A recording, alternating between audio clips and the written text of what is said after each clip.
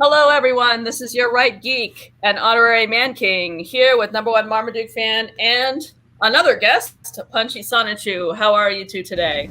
Hey, thanks for having us on. Hello. Much better than my mother Really? at this point. So, Okay. Well, that's good, I guess. no, So, never mind. the, Bad reference. yeah, the purpose, the purpose of, I just got it now, and I'm like, oh gosh. Yeah, Anyway, I don't want to um, discuss it on this stream.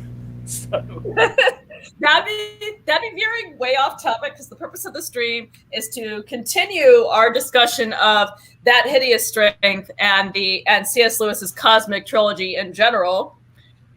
And we're going to start first off by letting Punchy jump in and talk about some of his impressions of the first 13 chapters or so. Since you weren't here for the last stream, I want to give you an opportunity to oh no, you're talk throwing about me your on the spot. impressions. Yes, Oh yeah. god. Well, that's no good. I was thinking you two would do a recap, and then I could just kind of appear intelligent by repeating it back to you or something. Um, okay, well, I haven't. I mean, I've both prepared too much and prepared too little. I guess I haven't had enough time to make it shorter.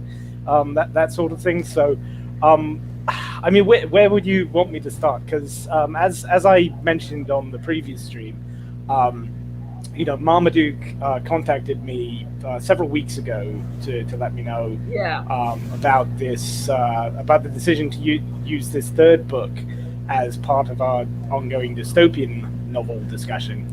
And he had advised Right. just to read the third book, not the first two books, because they were not really relevant for dystopian novels. So, But of they course, do kind of set up. They do kind of set up the lore of yeah, the third book. Yeah. they set up the lore, but otherwise they weren't required. But I of course I wound up reading the whole thing. So now I've got Yeah. like This is three books to work through.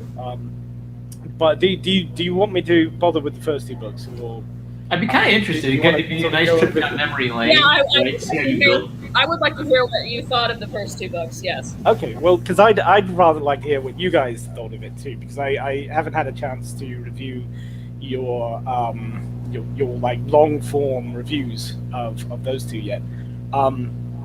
But yeah, I mean, starting with what was it? Out of the silent Out of the Out of Silent the Planet, silent. yeah. out of the silent planet, which was the Mars one, if I remember correctly, and then Yep. Perilandra, which is the Venus one. Yeah, I mean, going into it, I do have a background in C.S. Lewis. I grew up reading Narnia books. That was one of my father's favorite series. My mother was very much into Tolkien, and my father was very much into C.S. Lewis. So I kind of got Middle Earth on one day, and then Narnia on the next day. So I always really liked C.S. Lewis, but I didn't really read any of his grown-up books at the time, and the only grown-up book that I could really remember reading when I was a kid was Mere Christianity, which was recommended to me by actually a Christian teacher at one point when I was like 12 or so, and that was kind of the last thing that I read. So I do have a background in C.S. Lewis, but I hadn't read these books, so I wasn't really too sure what I was getting myself into when I went in. And right off the bat, the thing that really struck me was one, why I loved C.S. Lewis so much, right? It was like going back to my early childhood and just cracking open, a period of my life that I haven't revisited in many years. And just the richness of the prose and the imagination and the heart, it just sort of washing over me, and it was very refreshing. And then as I'm going along, I also rediscovered why I stopped reading C.S. Lewis, and and sort of set him aside. As I became, when I was a child, I had childish things, and when I became a man, I moved on to more debauched childish things, I guess, and decided that the grown-up things weren't quite my speed. So C.S. Lewis wasn't really something I transitioned into well, and there were certain aspects of the books that were a bit off-putting. Certain aspects of the book that I really loved. I think the thing that struck me the most was like the cosmology and the density of all the references and the illusions and things. I kept finding that I had to crack open Google in well, not Google, but you know what I mean, like a non-Google search engine, because I hate DuckDuckGo. yeah, just any other Google as a verb, right? But I had that cracked open in another tab so that I could be looking up like all the different allusions to Virgil and kind of obscure medieval texts that he was throwing in, and I thought that was great. The furry elements, of course, those really struck me. I know I've mentioned that before. C.S. Lewis, I do believe, was the original furry, and that very much came through, especially in the first book. He kind of tones it down a bit. Perelandra was more his version of the Divine Comedy. The first book was more kind of Narnia-ish and that same sort of whimsy. And I really, I don't know if I really liked this or if it was off-putting, but the fact that nothing really happens in either of the books, at least nothing really dangerous happens to him from any of the space monsters, right? Like, because he sets it up like a science fiction-y book, and you assume that it's going to be a science fiction-y book, and Ransom is thinking in the back of his head, all these horrible things that are going to happen to him when he lands on this strange planet. But it's almost more psychological, all the drama. It's entirely psychological, because as he later finds out, the space monsters are actually perfectly happy and benevolent and kind, and the real monster is man. This sort of trope. But I was rather looking forward to having some kind of demonic space monsters that he had to fight and beat up. But of course, the only person he winds up beating up is his friend and rival from Earth, which was something else that really struck me about the book. Particularly my reactions to it in Perelandra, because of course there's that whole section with the Green Lady on Venus. I actually didn't get the Arthurian, the direct Arthurian connections when it came up. Like I knew about the Green Lady, but I didn't really associate it with King Arthur specifically until the third book came up. Which is possible. There's possibly like an autobiographical explanation for that. One of Lewis's friends was an Arthur geek, and I think he got more into Arthur lore between the second and third book, right? So the Arthurian stuff gets cranked up. So he kind of retcons it and puts more emphasis on the Arthur. Yeah. Okay, yeah, that would make sense, because he also retconned Ransom. Yeah. If I remember correctly. Right. Ransom becomes the Fisher King, yeah. Yeah. Well, in the postscript of the first book, I don't know if you guys read it, because I don't think it was actually part of the book, but he was writing as himself, as C.S. Lewis. Right. And he's like, I got this from a friend, and his name isn't really Ransom, it's something else, but I'm not going to tell you. And then we have to convince people of this stuff.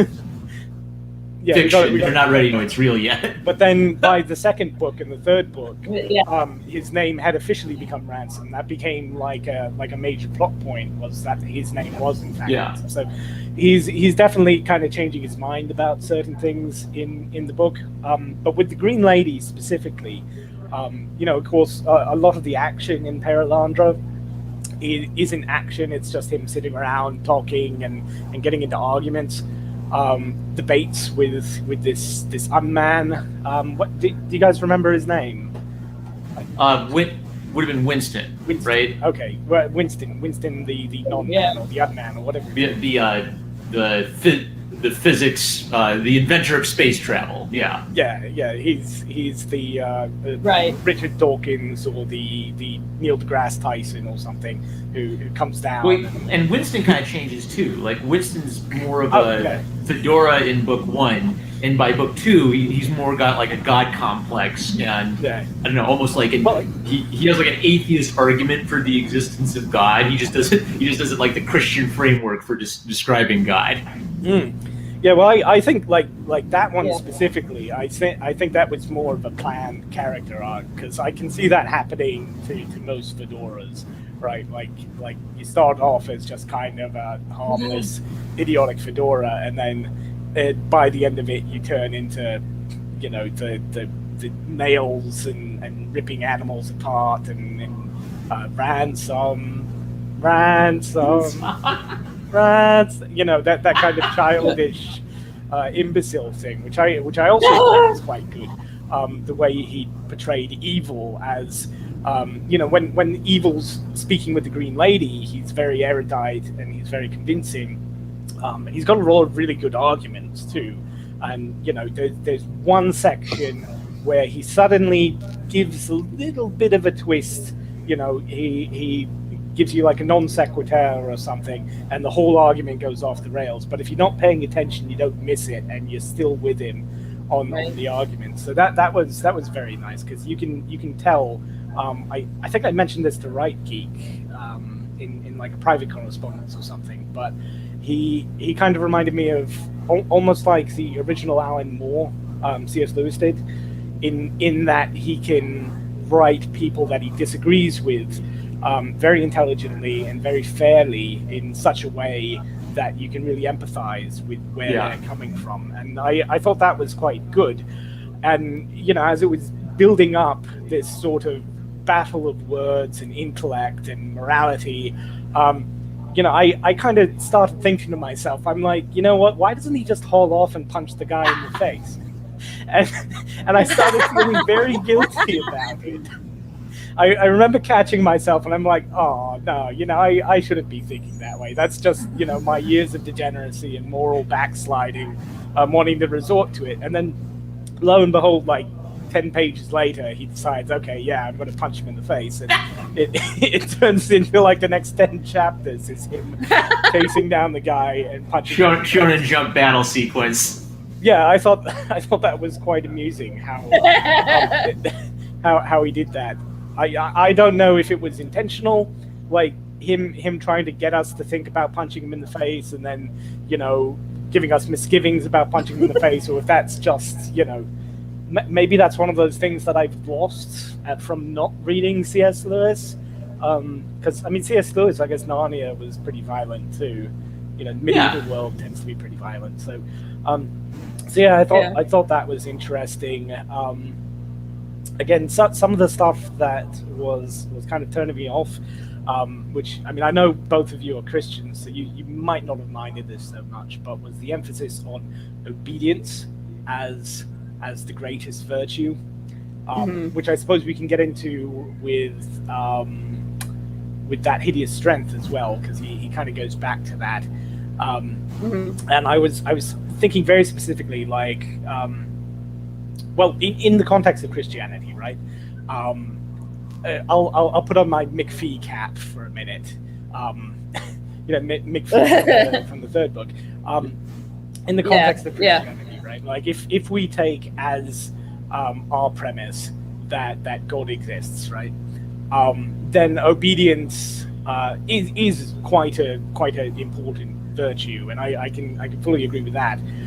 But what I was thinking was, like, what would have happened if C.S. Lewis had been born as like a communist Chinese filmmaker or something? Like, would he have been the guy that makes Hero, right? You know, that film we were speaking about briefly in the other stream, where the moral of the story is, you know, you've got to obey the communist government and let the communist government murder people because you have to obey, and obedience is the best message. So I know that wasn't specifically C.S. Lewis's message, and in the context of his cosmology, it made sense. But it's that kind of obedience for obedience's sake. That's always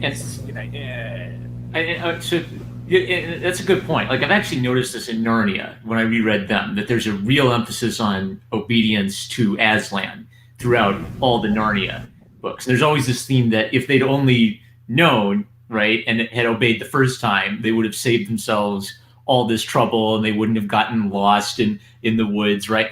Those kinds of things. Yeah. I think an important part of it for Lewis is the sort of the strangeness of his conversion story, where he initially had like an intellectual journey to Christ, but that didn't translate into converting to Christianity right away. And so he tells the story in Surprised by Joy, where he took a motorcycle ride with a friend, and when he started the motorcycle ride, he didn't believe that Jesus was the Son of God. And when he finished the motorcycle ride, he did believe Jesus was the Son of God. And I think he was just sort of so struck by that I almost think that he's working it out in his fiction, like the strangeness of just having your mind completely changed and not knowing why. Was there like a specific event on the motorcycle ride, or was it just kind of happened? I'm just going off of like distant high school memories. The point of it was that it wasn't I'll follow this logic from premise A to conclusion C, therefore Christ is God, therefore I'm a Christian. It was almost more like he had the intellectual argument, he didn't want to be a Christian, and then something in his desire changed and surprised him, right? It's an emotional thing, isn't it? Like I mean, there's been research into it too, that people's beliefs, even when they have intellectual reasons for believing things, it's not until they have like an emotional connection with that belief that it all of a sudden just kind of flips, right? So I think that would be the case. But again, I'd be worried like Che Guevara, right? Che, with his motorcycle journeys, he starts out as kind of a petty arsehole, and he winds up being a mass murdering communist, right? So I don't know. Like I see where you're coming from, but I've always thought it's his emphasis on obedience. It rubs me the wrong way and kind of puts up my business sense. It's sort of like, and because I can kind of like step into an atheist framework, I can see the objection, because obedience to a bad authority is very dangerous, right? Everybody is signing up with this, great new political party. I should sign up for this great new political party, and we'll dominate the world, right? And I just feel like for Lewis, like the truth of Christianity is such an important point. And I think that's even why a character like McPhee exists. Is McPhee, I think, was based on one of his friends, but McPhee also maybe represents his secular question of the whole thing, right? Like, what if none of it's real? In the Silver Chair, like, one of the direct challenges to the protagonist is the witch essentially persuades them that there's nothing except the underground. There's no world. There's no such thing as a sky. This underworld is all there is, right? And she's basically hypnotic enough that they reach the point where they can't remember the world above, and that seems to make sense because that's all they see, right? And Puddleglum's answer to it, it's weird because it's not a perfectly logical or rational answer. It's almost more of a commitment point. So Puddleglum's answer is, well, how is it that we're able to imagine the sky and this whole outside world and all these wonderful things? How is it that we're able to imagine something that's better than your whole kingdom, right? And then at that point, it's like they wake up out of it, right? So I think Lewis is very much aware of the kind of like the coherence of the atheist argument. Yeah, definitely. Yeah. And I also think that this also comes into like Jane, right? Where Jane is afraid of being taken in, right? And her problem contrasts with Mark's problem, where Mark desperately wants to be taken in and be part of something bigger than himself. And Jane is afraid anytime like Christianity or the divine is coming up, that it's going to intrude on her little world. So I think Lewis is, I'd say like maybe like the thread across all three books is what is the self? Because if you just say, well, I am me, that, I guess that's true, but it doesn't really say that much about what the self is. And it's probably another reason why these books are so psychological. He's actually trying to create a picture for you of what it's like to not be an NPC. I can imagine an NPC reading this and thinking, oh, some people argue with themselves about stuff, and that's kind of what it looks like. Yeah, it's weird you bring that up, because that was kind of what I was thinking in the back of my mind, like memes and things as I was reading this. Like I was recontextualizing the Nice as Google, and everybody involved in it as some continuation of either SJW, Antifa, NPC, based troll, all this kind of stuff. Like I think this could very easily be transplanted into sort of modern contexts in just that same way. It's interesting you bring up the Silverchair cave section too, because that was actually specifically the Platonism and like the sort of Neoplatonic and the non-Christian stuff was one of the things that kind of really struck me the most about the books. They, especially the first two books and its cosmology. It may have even been the thing that struck me the most out of like everything.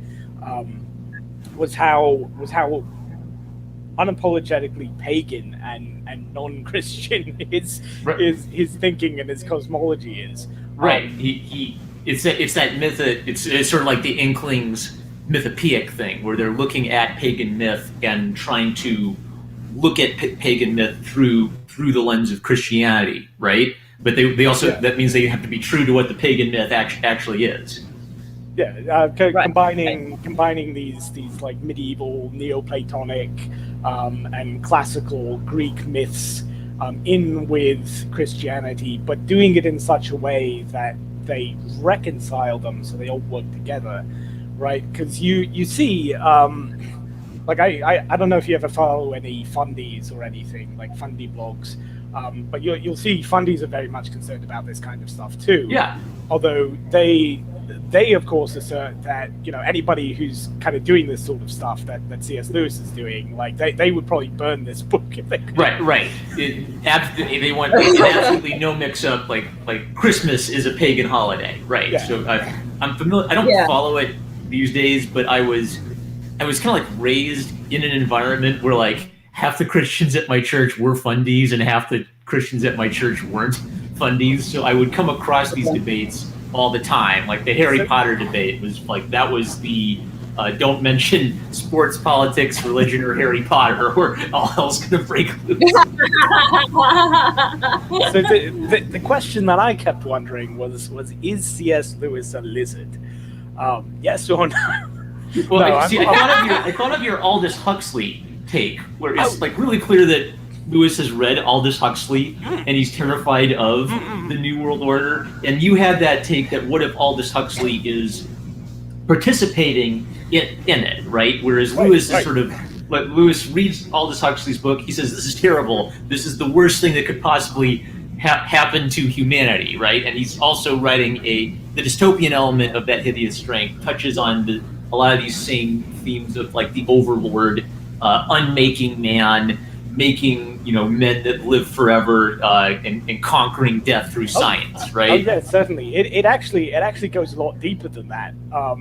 Which specifically, like the first two books, right? My main takeaway was that Lewis is essentially like some kind of weird Christian Gnostic who thinks the Archons are good, except for the Demiurge, who's evil. So like usually when you encounter Gnostics, okay, like you guys, are you familiar with like Archons and all that? Yeah, okay. So like usually with the Gnostics in general. Yeah, like usually everything's evil, but according to Lewis, like the other planets are ruled by benevolent Archons who aren't actually gods, but they obey God, like the real God, and they obey Jesus because Jesus is like the supreme manifestation of Maladiel. on our planet and all that kind of stuff. So that almost a direct parallel to how Tolkien did it in Silmarillion, where there are angelic presences on Middle Earth, but all of them are in service to the Ilúvatar. Right, exactly. And he even mentions Numenor and the True West and all that kind of Tolkien-y stuff. And of course Middle Earth, which wasn't invented by Tolkien, but I think he probably brings up Middle Earth as a nod to Tolkien, right? Because I know they were collaborating in all these books, but for the first two books like that, Cosmology was the main thing that I was interested in. But with the third book, in particular, it was this progressive element, and how I actually don't think this is a dystopian novel. And the reason I say that is because usually, like to be a dystopian novel, it has to be some kind of future science fiction, right? Like I'm writing about something that could happen in the near future if we take some missteps, and I'm commenting on the present in kind of a roundabout way, right? But with this, like all the references he was making and the allusions he was bringing up and the people he was citing, you know, because of course he starts in the context of a college through like a big chunk of the first half of the book, and he's constantly making allusions to different thinkers and philosophers who are part of this Anglo progressive order that, you know, I was mentioning, like throughout the Victorian era and early 20th century, that Lewis was of course working alongside. So he makes very specific references to Huxley at one point, which is actually something that I really wanted to bring up. It's not Aldous Huxley that he mentions. Let me just see, because I have like 50 pages of notes here, so I'm gonna have to. You mentioned the other Huxley that you told us about, Huxley's brother, right? He mentions his like grandfather or great grandfather or whatever. Oh yeah, okay, here it is. It was something when Mark was speaking with Frost, and actually I think this may have been in chapter 13, so it may be relevant for like the overall discussion. But when Frost starts speaking about emotions, and he brings up A.J. Ayer's theory of emotivism. Chapter 14. Yeah, he doesn't actually, I mean, he doesn't specify A.J. Ayer, but I don't know if you've taken philosophy classes, that's kind of, he's a big figure in believing that moral pronouncements are simply expressions of emotion, right? And this is essentially what Frost is arguing. And as he's going through this, he also makes reference to Huxley and some of Huxley's writings as kind of a predecessor to his own sort of evil take on amorality and relativism and stuff. And that Huxley is the grandfather of Aldous Huxley. So, you know, Aldous Huxley's grandfather, T.H. Huxley, is in many ways the forerunner for the nice, according to C.S. Lewis. And it's interesting too, because if you go and you look up the specific bit of writing that Frost is referencing, I actually didn't write it down here. I think it was like On Reason or something by Huxley. Huxley isn't actually arguing against morality. He's arguing in favor of morality. But he's basically making the same argument that Ayn Rand makes in Virtue of Selfishness, just turned on its head, right? Yeah. In Virtue of Selfishness, you know, Ayn Rand's basically saying that morality is people going against their own rational self-interest, and that therefore we should be against morality because we should be for our own rational self-interest. And Huxley's basically saying, well, morality and rational self-interest we're at odds. So, you know, hey, isn't it good that we have morality to stop us from obeying our Darwinian imperative to become, you know, better humans? And, you know, this whole kind of Darwinian undertone to the nice, and even to Winston, like his master plan in the second book, is kind of encapsulated in this one argument. And you know, again, Huxley, when he wrote that, he was presenting it as if it was a defense of morality.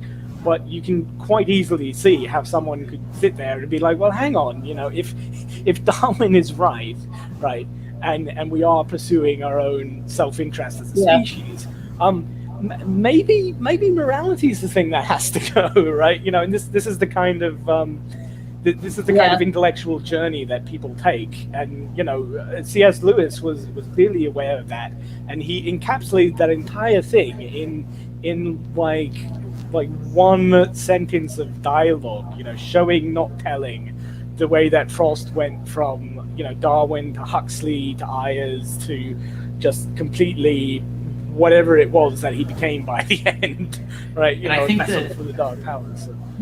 You might have. I'm sure you caught this. So I'm not a philosophy major at all, but I've encountered some of this stuff, just through general reading. So Withers kind of had the.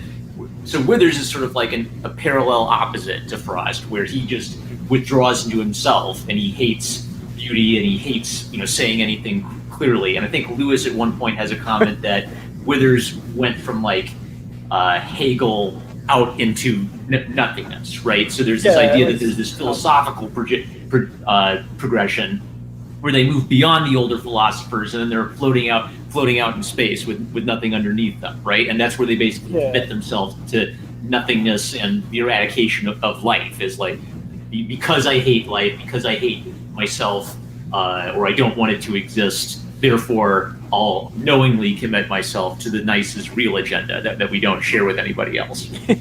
Yeah, that was actually I didn't write that one down, but I remembered that one too. It was Hegel to Hume to logical positivism to whatever it was he was when he started. So those are all philosophers and philosophical systems that were popular in C.S. Lewis's day, or that people had been kind of coming along in his department, and it's. Yeah, so he's making all of these very, very dense and very pointed references. So since you alluded to Gnosticism earlier, and this is philosophy is not my strength, I kind of want to add maybe a church history comment to it, because I feel like Lewis is talking about he's talking about a church history problem and he's talking about a philosophy problem. So I ironically think that the Nice has a lot of characteristics of the original Christian Gnostics, where in Christian Gnosticism there's this idea that there are in hidden ceremonies and in hidden sayings the secrets of eternal life, and you have to be brought into the secret knowledge in order to acquire that. So only a special few get that, right? And in many Gnostic traditions, there's a hatred of the flesh. The flesh must be sinful. Jesus can't be a man, because if Jesus were a man, then Jesus would be sinful. He must have just been a pure spirit. And then translate that into the Nice's secular philosophy, and flesh itself is bad and disgusting. Only mind is good. We must eradicate the flesh and become pure mind, right?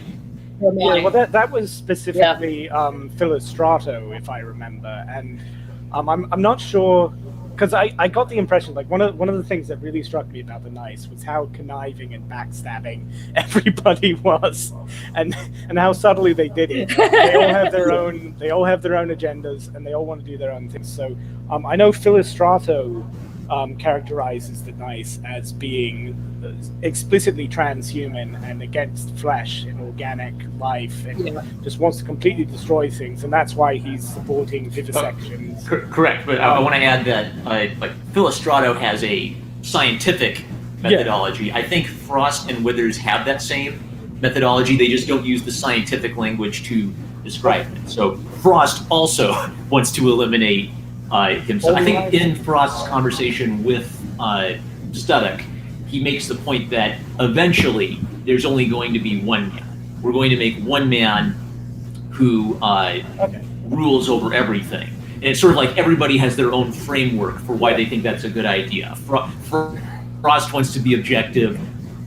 Yeah, well, that's doesn't want to have to deal with any kinds of truth, and Strake hates all of the sinful people, and he wants to bring about God on Earth, right? Yeah. Everybody has their excuse for why they want to bring about the same end. Yeah, well, I guess my wonder would be if everybody's against organic life specifically, because the impression that I got from Frost, especially in the first two books, right, there's this idea of the Hinau as humanity as being reason and the capacity for understanding and language and things. So the impression that I got from Frost was that when he was saying there's only going to be one man, it's more like there's only going to be one person capable of rational thinking and free will. I got the impression that he wanted there to be people like servants and slaves for him to kind of rule over, but that these people would be just, sort of hollow organic shells that served him and had no purpose. Make automatons without the soul in them. Yeah, basically, as opposed to like a Philostrato who literally wanted to destroy all organic life and just go so pure Terminator. Right. So my point is that each of them has their spin on it. And so your point would be that like Philostrato is more interested in eliminating organic life, and my thought is their end results are very similar, even if almost each of them describes it differently. So I don't know if Frost would want to eliminate all organic life specifically, but it's just coincidental that Frost's idea of what he wants to accomplish is similar to Philostrato's, maybe just a little bit. Frost is a little bit more of a psychoanalyst, and Philostrato is a little bit more of a, I guess, like engineer. Yeah, right, Geek? What Frost wants to get rid of is all emotion and instinct,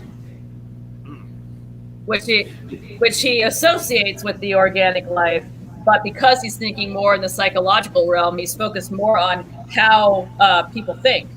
Yeah, right. He's looking for all the things that influence the way we think. Yeah, he wants pure objectivity and nothing dealing with the emotions or the instincts of people. Yeah. And doesn't Frost talk about how he has an idea of the self that he hates because he doesn't believe that there can be an existence of the self? Oh yeah. The ending. Spoiler warnings. the ending where his self is kind of trapped, and that was actually quite horrible. That was almost as horrible as Winston getting his jaw punched off and thrown into a lake of fire. But when his self is there trapped and it can't do anything because his body's completely disassociated, and he kills himself and burns himself because he no longer has control of himself because he's completely suppressed. He's become truly objective and completely cut off all of his humanity. So that, I think you're exactly right. That was his great tragedy and downfall. I actually kind of like resonated with you that there are weird things about these books, but kind of like the brilliant thing about these books is just how well everything parallels together. It's like there's no thread that Lewis isn't tying in with his other threads, right? Mark is essentially going down the path to becoming like Frost, because every time his self objects to what he's doing, he rationalizes it and goes along with it. Yeah, Frost has already reached the point where he's killed his self. He's killed his idea of the self within his own mind, right? So it's sort of like if Mark wasn't interrupted, Mark could have become a Frost-like person who just buries any idea of the conscience or idea of himself so deep that it doesn't matter anymore. You make yourself into an automaton in pursuit of entering into the nice. Yeah, that's actually something I was wondering about. I think you just hit the nail on the head, because I know later in the book, right, when Mark does start becoming part of this inner circle, I was thinking, like, why the hell did they pick Mark to be one of like the top 4 members of the Nice? Like the impression I got prior to that was the only reason they let Mark in was because of his wife. But yeah, I think you're right about that. Kind of just maybe changing the subject a little bit, but not completely, because you'd started bringing up stuff about Gnostics earlier, and like early Christian Gnostic rites and things, and that was something, get back to like the cosmology and the Arthurian stuff, that I was wondering about, that I was really interested in, like the Fisher King, obviously. You guys all got that reference, right? Yep. The Fisher King was injured by the Dolorous Stroke, and his kingdom suffers the same fate as the Fisher King. Yeah. Right. And then like Bran the Blessed. Yeah. They make a reference to Bran the Blessed, who's a little bit more obscure. You guys know him? Is he mentioned in Mallory? The only version of Arthurian lore I've read is Mallory. Possibly. He's kind of a proto-Arthurian figure. Right, Geek? Should I? That's probably a little. It's too mystic for me. Yeah. No. Bran the Blessed. He's a pre-Arthurian figure. He's sometimes considered to be like the predecessor of the Fisher King, right? Like he was the original Iron Man, and then the Fisher King was War Machine or something, right? He's the first draft.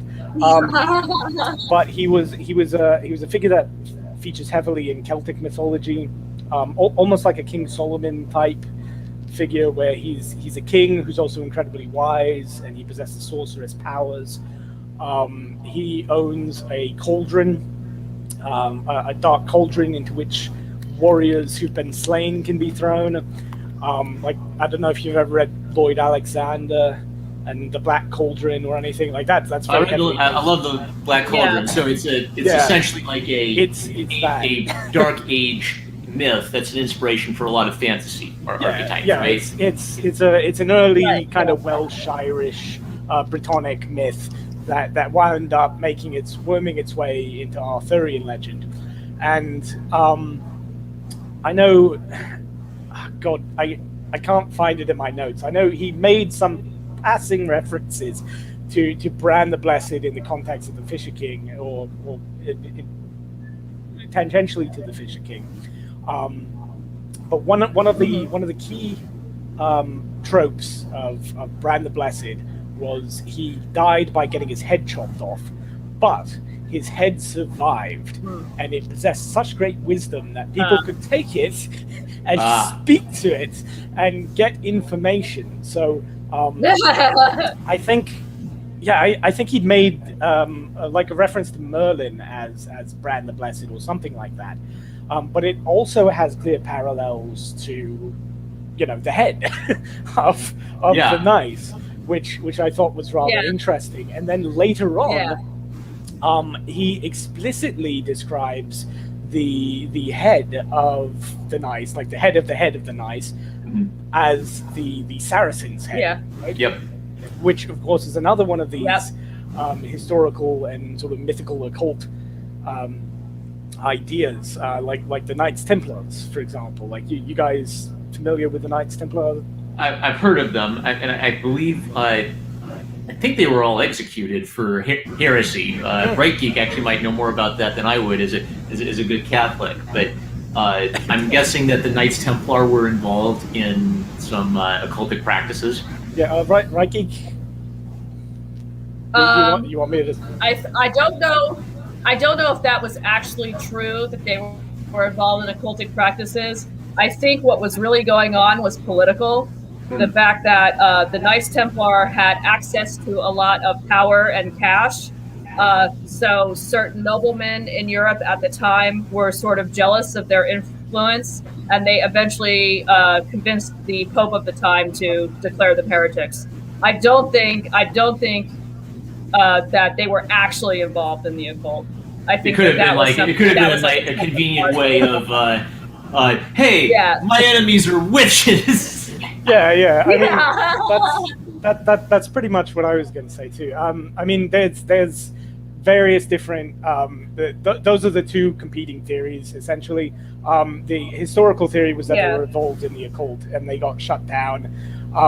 Modern scholarship tends to favor that they weren't involved in the occult, but I know some people are kind of waffling back and saying, well, maybe they were involved in the occult. But what I found interesting was the actual charges that were brought against the Knights Templars, right?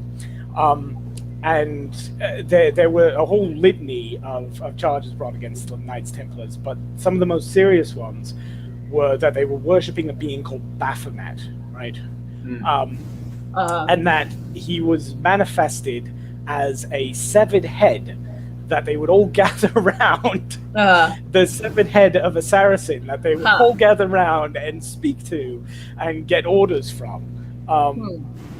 So this Saracen's head thing ties into not only Bran the Blessed and the Fisher King, right? And I think because Bran the Blessed is usually presented as a benevolent, like Merlin type figure, so I think that the Bran the Blessed references were supposed to be positive, but the Saracen head reference, specifically in connection with the Knights, I thought was, it could have just been like a fun little medievalist thing that he's throwing in because, he's a medieval history professor. But then I'm thinking, like almost shades of Dan Brown, right? Because of course Dan Brown is really into like Arthurian legends and Templars and this idea of the Holy Grail. Mystic, Dan Brown has like this mystic secret history, right? Where the real Cosmos has been hidden the whole time. It's hidden in the Mona Lisa. Which is kind of what they allude to at the end of the book, when they're all they have their own little brotherhood and they have their hidden logras, like they're hidden. They're keeping the Grail hidden. Right? Like, because the whole point of the Fisher King is that he's the king who guards the Holy Grail and, keeps it safe for the time when the knights who are worthy of the Grail can find the Grail and rise up and defeat the evil, right?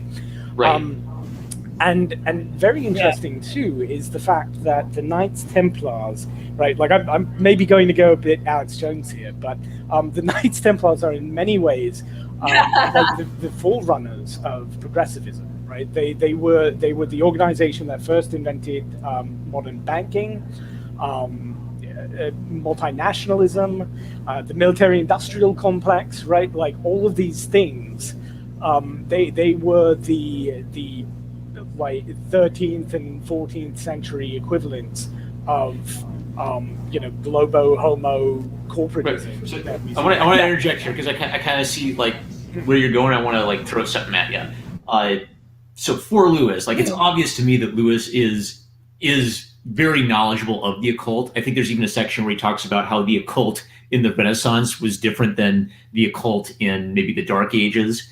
And the occult of the Renaissance was a bit more of an intellectual movement, right? So it wouldn't surprise me at all if he's familiar with, occultic references and occultic history. So the obvious question is, how much of it is Lewis saying all of this is real, like all of the secret, mystical theories and Illuminati and Knights Templar?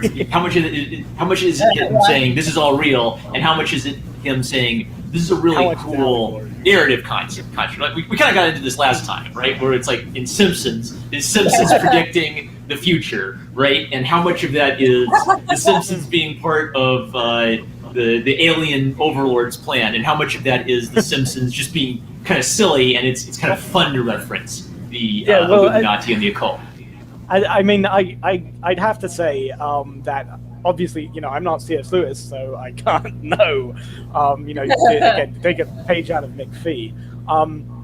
I can say that he's absolutely knowledgeable about medieval and Renaissance occult. Like that's not just like an idle boast on his part. Again, like all of this Neoplatonic cosmology that he's throwing out there, like that all comes from his medieval readings and the knowledge that he's gained from all these medieval sources. As to whether like he really believes it, I'm not sure. Like I was wondering that myself. Like not necessarily like the Illuminati or whatever. Like I think he believes that there are progressives, right? Right. I think we can safely say that he believes there is a progressive movement that had coalesced in Britain in the Victorian era, and he believes that these people are in his colleges and influencing public policy as he's going along, right? Like I think everyone can agree that is real. I think he's genuinely Christian, right? Like I think he does believe in God, and I think he does believe in Jesus.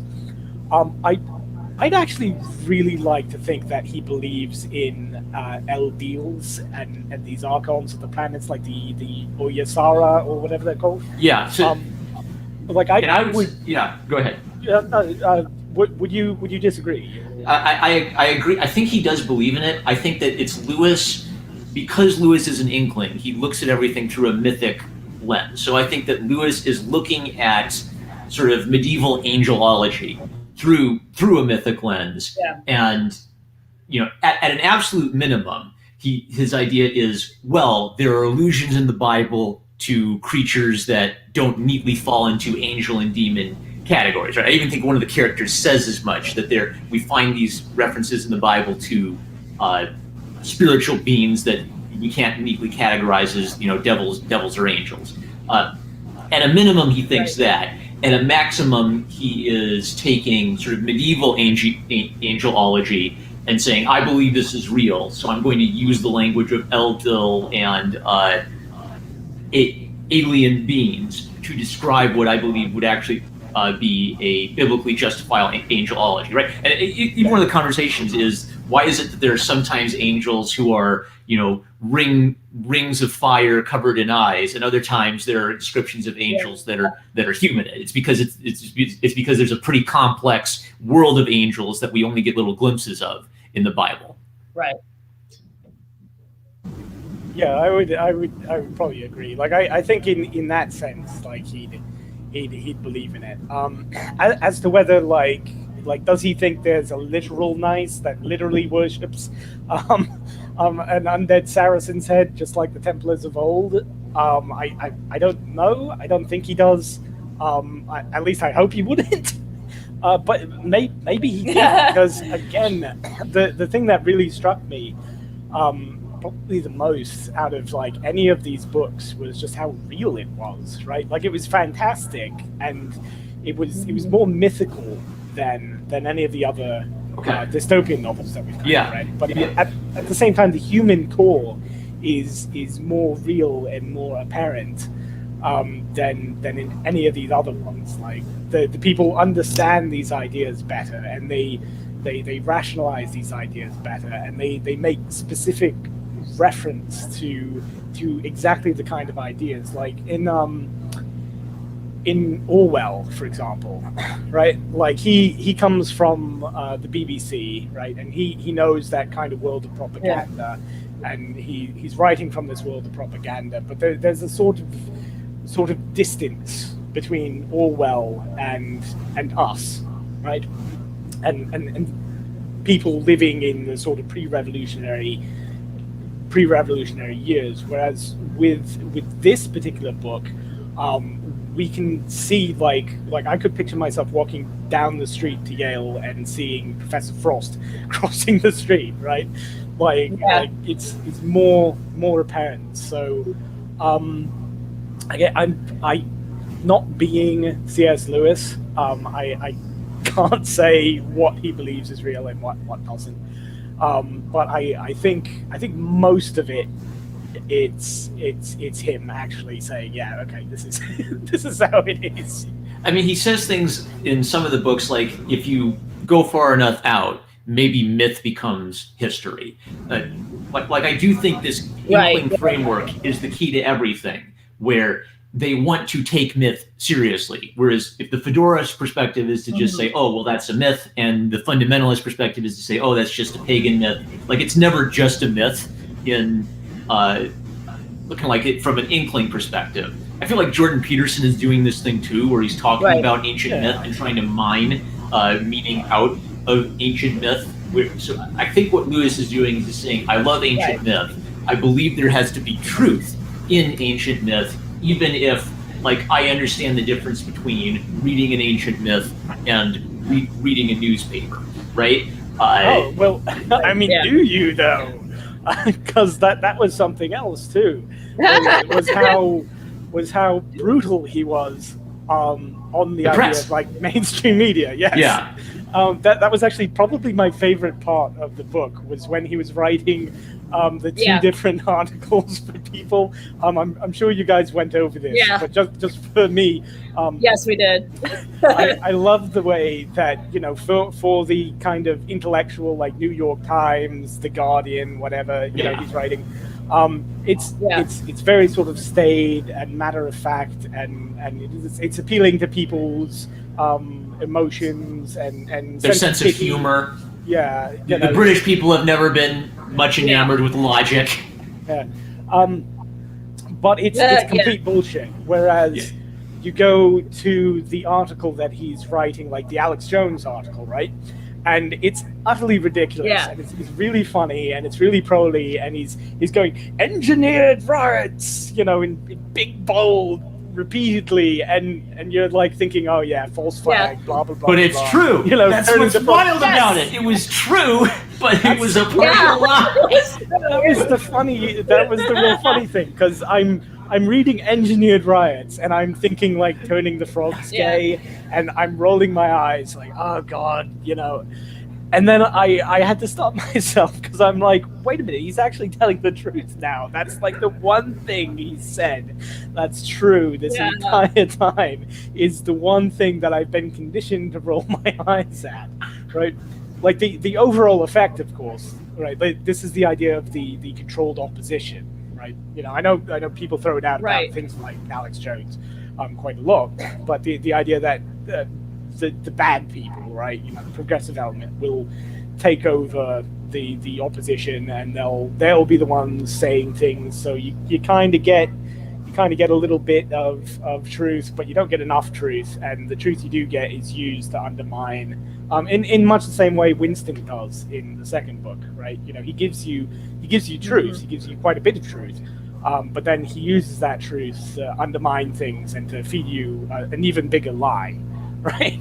So you're willing to say it's not a dystopia, not because for it to be a dystopia, it has to be projecting about the future, and you think that Lewis is describing a present reality. Yeah, I think he's just straight up talking about what he thinks is going on right now, and I'm like, now as in the 1950s, and I know that like with Orwell specifically, there are a lot of people that will argue that 1984 was actually an allegory about the BBC and about then contemporary Britain and the West, which I think there's merit in that too. But I think Orwell was also projecting ahead into the future and making up enough stuff to have it be like a genuine dystopia. Like I think this is more just like maybe an allegory, or not even an allegory, just like a really subtle, like the Book of Revelations or something, right? Yeah, myth and images. It's Lewis talking about. It's Lewis talking about what he's actually seeing in his context of academia, but putting a mythic spin on it. Yeah, I think he is. Which would even explain like why it starts out with college professors debating sale of college property and builds up to plan to take over the world and eliminate and take orders from a demon-possessed head, right? Like he's contrasting a real-world problem of professors being rude to one another with a hellish, mystical, universe-spanning problem. Yeah, I think it's about what is exactly going on in C.S. Lewis's life with the people he knows, and he's just giving it an allegory so that people don't throw him out of Cambridge or Oxford or whatever it was he was at, right? Oxford. Oxford. Yeah. So, oh god, I don't know. That engineered riots was great though. I want to go back to what you were saying earlier, Punchy, about how you were reading this and mapping it onto people who exist today, because that is something that I was also doing as I was reading the book. Like I recognize that Mark. I recognize Mark as the status-seeking soy boy who goes along to get along because he wants to be. Yeah. So. I'd like you to expand on that a little bit, because I do think that that hideous strength, like what strikes me the most about that hideous strength is how applicable it is even today. Lewis may have been speaking about what he was observing in post-World War II Britain in his academic context, but I think that the trends that he was discussing are still in existence today. They haven't gone away. Yeah, exactly. I think they're intrinsic to the whole progressive movement, right? Because progressivism, it's constantly getting new language, and it's getting a new coat of paint, right? Like, it got discredited during World War II, because a lot of the old things that progressives were into, like National Socialism and eugenics and murdering people and things, right? Like that was kind of. But even eugenics, right? Like, even that's not gone away. Like, that just kind of laid fallow, and it got wrapped into Planned Parenthood. And when I was in college, I was very much.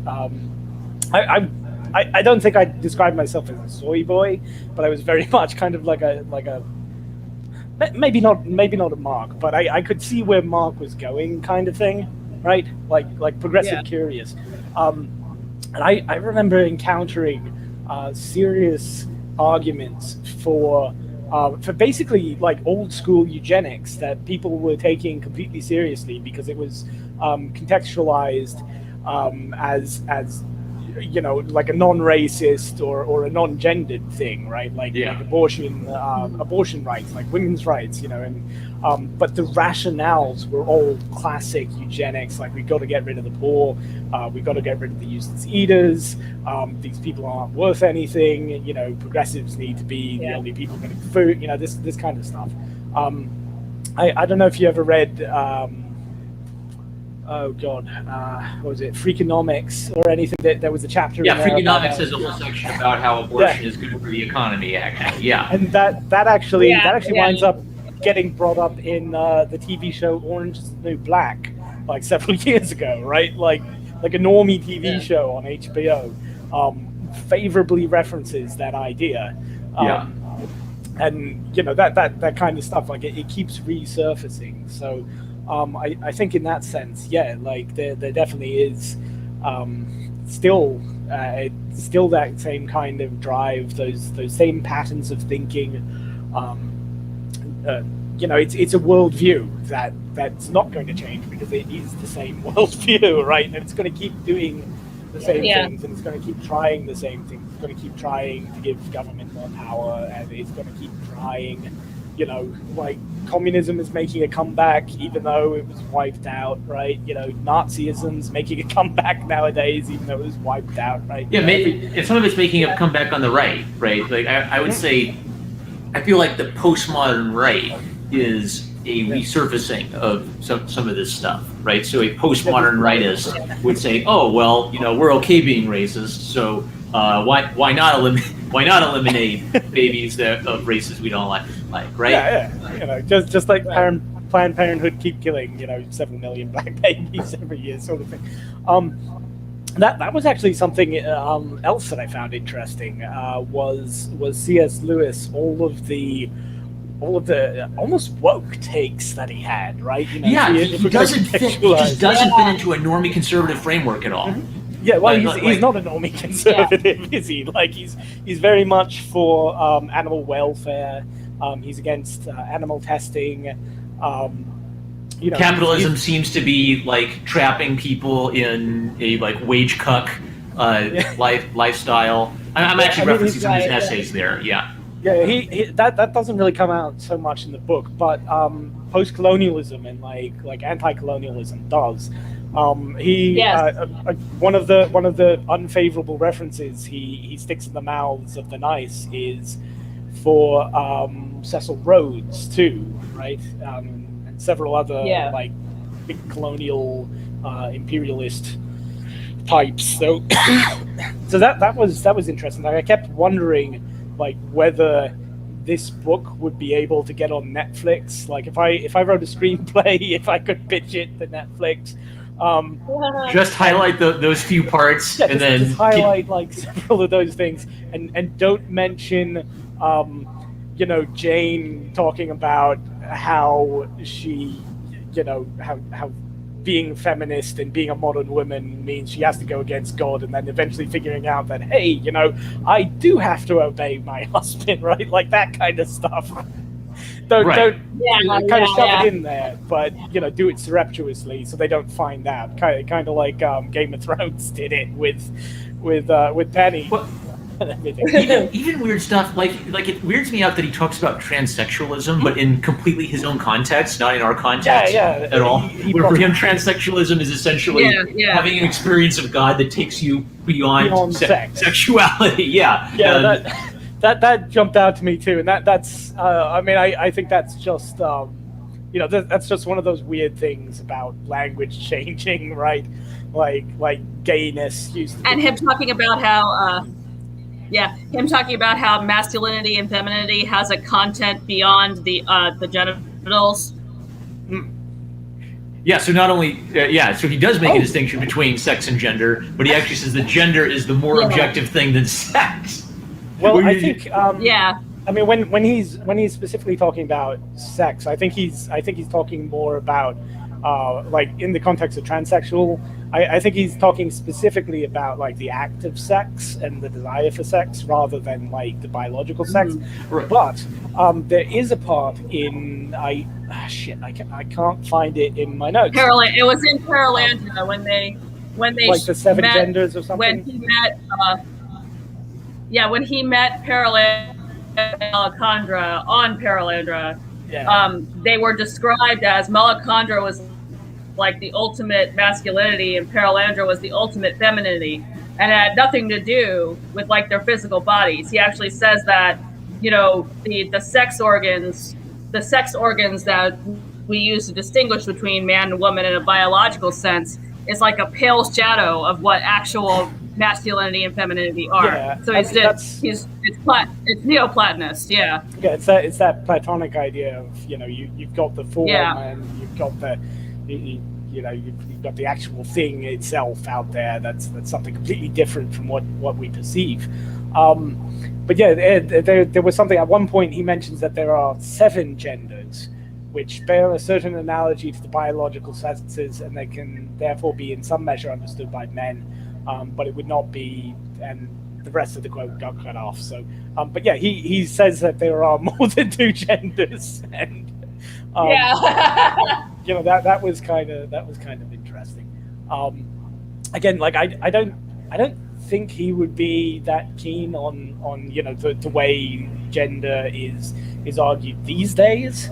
I feel like he's probably anticipating something. I don't think he's anticipating the modern gender movement. Yeah, I think he's anticipating what is gender identity, and for him, he's probably more connecting it to the feminist angle, where he sees in feminist ideology, maybe like you can tell he's sympathetic to it, even as he's critiquing it. So Jane, when what's her name, Fairy Hardcastle is leering at Jane. Jane has memories of nasty old men leering at her. Right, so when she was a teenager, sympathetic to, he's sympathetic to the male gaze, it's hurting me, right? He's actually sympathetic to how the male gaze can hurt a woman, but what he doesn't like is the feminist conclusion based on a true premise, right?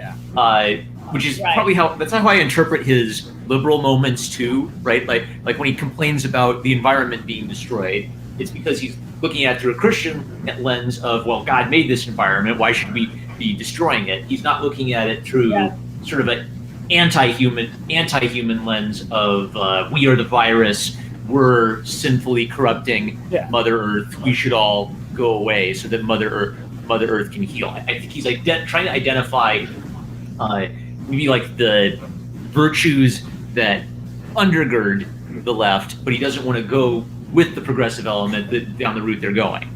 Yeah, well, that's again getting back to that whole big talky part from Paralandra, where the devil gives you truth, and he gives you quite a lot of truth and honesty and good arguments, and then he twists it around a little bit and leads you into complete ruin. Like, wait, yeah. Yeah, it's like, oh, okay, yeah. And then, like, 3 steps before, you should have noticed where he did the little thing, but of course you don't, because it all sounds really reasonable at the time. But yeah, I think that's one of the main themes throughout all 3 books, is how, again, it's the Alan Moore thing, right? Like, he's able to write these characters with warmth and with understanding, believable characters with believable motivations, who are even sympathetic at times, but who may ultimately be, absolute monster demon lizards from from within the orbit of the moon, right? So, yeah. Yeah, I think that's definitely what he was doing. Let's see. Stuff about. Yeah, like I don't know. I'm just flipping through the notes here. Like some of the little quotes. Like at one point, he makes reference to the idea of trahison des clercs, or however you pronounce it in Francais, which is this idea of like intellectuals betraying their morals and betraying their ideologies and things, which he brings up with all these college professors and nice people. Something about Durant. Oh yeah, he was talking about how the Chinese needed their own form of morality, right? Like the French could worship reason, the British could worship Logris and ancient Britain, and the Chinese could go for the mandate of heaven, which that was another one of those things that I sort of noped out on, because it kind of reminded me of Walter Duranty almost, right? Are you familiar with him? I'm a little out of my element here. He's a journo that was quite. He's one of these like early journos, right? He apologized for Stalin's famines, basically. Yeah, for Stalin's New York famines. Times. He got like a Pulitzer Prize for it. Yeah, I don't think that's what C.S. Lewis is doing. I don't think C.S. Lewis is apologizing for like modern China or modern Russia. I think what he's saying is that each country has its ideal personality, and that ideal personality is going to be different for each country, and that's fine. And as long as they're living up to that. Yeah. I mean, national character, national identity rooted in myth. Like I don't think he's specifically apologizing for anything. I mean, at the time, right? I think when he wrote this, China was still a democracy. It was still.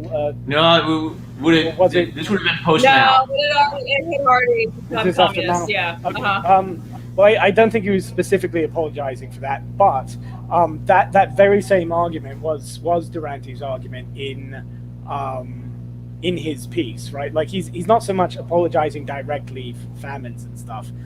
What he's trying to argue is that because the Russians are all basically like servile serfs and they need emperors, so that's their national character, and we shouldn't judge them too harshly for having a dictatorship because this is just what Russia needs, right? Like that kind of thinking can lead. How would you contrast that with the argument? So like the argument, say in like a neocon debate, is why should we be building democracies overseas if these people don't want a democracy themselves, right? Like, isn't there an argument that people have to kind of decide for themselves, we want a democracy before they can have it, right? Can you really force it on people who if they don't want it? You can't force it on people that don't want it, right? Like people have to want to liberate themselves, which I guess go to Frost, right? Frost would be a perfect example of this, right? Like you want Frost to save himself at the end, right? Even though he's a terrible person and a baddie, you want his true self to come out and say, hey, I've done wrong, save me, Jesus. You know, I don't want to burn myself to death in this horrible house full of maniacs and horrible stampy elephants crushing right? people. Yeah. Stampy elephants killing them, right? You want them all, and not even Frost, like everybody there, you want them to kind of have the come to Jesus moment and do the right thing. But you can't force them, right? So there's that push and pull between do they have free will? What do they do? But at the end of the day, it's still better not to be part of the nice, right? Yeah. Like the idea that you can say, well, I mean, Frost and Strike and Withers, right? Like they just, that's part of their culture, and it's all relative, and that works for them. So they should just pursue their own thing. I mean, that kind of falls flat, right? Like I can't force them to not be in the nice and to do the right thing and not get killed by elephants. But I'm not going to say that therefore being in the nice is okay. And I mean, I don't explicitly think that C.S. Lewis would have made that same argument, because again, he thinks that the nice is evil. And he doesn't necessarily think that the mandate of heaven is evil, right? And I mean, I'm not sure if the mandate of heaven would be evil. I don't know a whole lot about like Chinese Taoism and things. What I do know, I don't really like, because it is pretty authoritarian. Don't deplatform me, sorry China. But I think in the context of Lewis, because he would think that. And it might be Lewis looking for a parallel to British myth, where Lewis's expertise is obviously British myth, and it probably just occurs to him, well, like the Chinese have their myth, Africans have their myth, right? Yeah, right. Like I think that's what Lewis was doing. To be fair to Lewis, I think that's what he was doing. But I think ultimately he was wrong on that point. So you don't think that all myth is created equal, essentially? No. There's no equality where we're going. Everything is an arch, and there's the great myth at the top of whatever it was in Perelandra. There was some kind of what was that imagery that he used to represent the lack of equality in heaven or something? I think it was an arch, right? Maybe. When he was talking to Jane, yeah. Yeah. But that idea that not everything is equal. And I think in this case, like maybe not every myth is equal. But unless he means myth itself, right? So if he's saying, oh well, all myths are just as good as every other myth, then that would be kind of like an egalitarian, almost like an intersectional thing. Like why read Shakespeare when we can read bisexual poetry, right? I think it would be more like. But, actually, yeah. Well, one thing I was thinking too before I forget, because we keep coming back to this idea of myth. And myth as like being more real than reality. Are you guys into South Park at all? I've watched a chunk of it. I've watched some of it, yeah. Okay, have you seen the episode that's directly relevant to this whole discussion? Imagination Land? I think so. Was that one I did want not to say see. it was Imagination Land, but I could be wrong, because I can't find the exact part from Imagination Land. But there's the section where they give the big speech that's essentially this, like this Lewis speech about how, our myths are in some ways more real than the real people in our lives, or at least as real, or something like that. What was that, Imagination Land, or? Unless you're thinking of Reality giving his speech, and then they hang Reality. No. Was that was that the one where they were trying to make the safe spaces? Yeah, that was the safe space one. Yeah. No, I don't think it was. I don't think it was that way. It might have been Imagination Land. But there was some episode of South Park which hinged on imaginary characters, and I think Kyle or Stan give their big moral speech, and it's basically that. It's this idea that myth is incredibly important, and it's not just fake. It is real in a very real sense. Like the stories that we believe in are just as real as the other stories that we have floating around, like the real life stories or something like that. That sounds right. I'm trying to call my roommates made me watch South Park, so I have to access. I mean, it could have been Imagination Land, because I know Imagination Land has a lot of Narnia in it, And I also remember Imagination Land has specifically like the Rankin Bass version of the goblins from Lord of the Rings. The Inkling kind of tie-ins with Lord of the Rings and C.S. Lewis and Narnia. So it's possible that they read this in college, and that whole episode was based on them trying to distill. I mean, probably not, but you never know.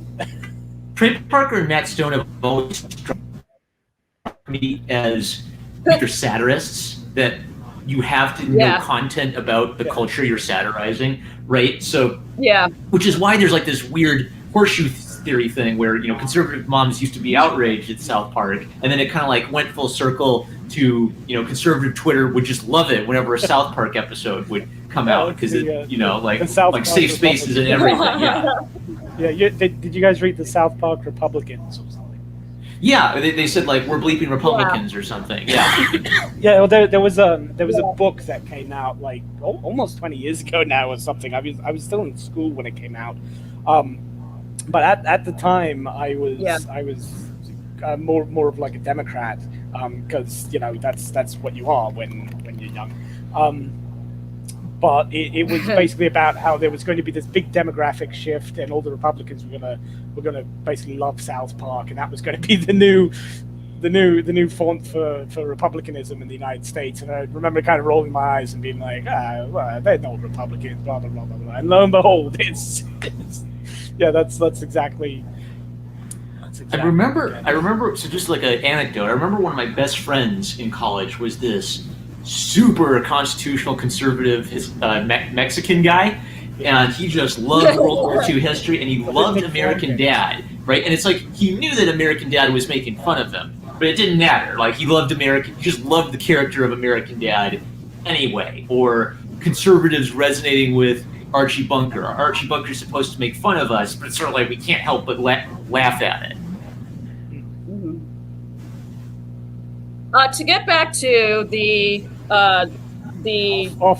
myths of the different countries and what C.S. Lewis might think about it, I wonder if something that might be relevant to our attempts to understand that is the fact that in the Fisher King's house, the people who are in the good guys essentially, they have all these different personalities, and yet they are considered to be valuable to the whole.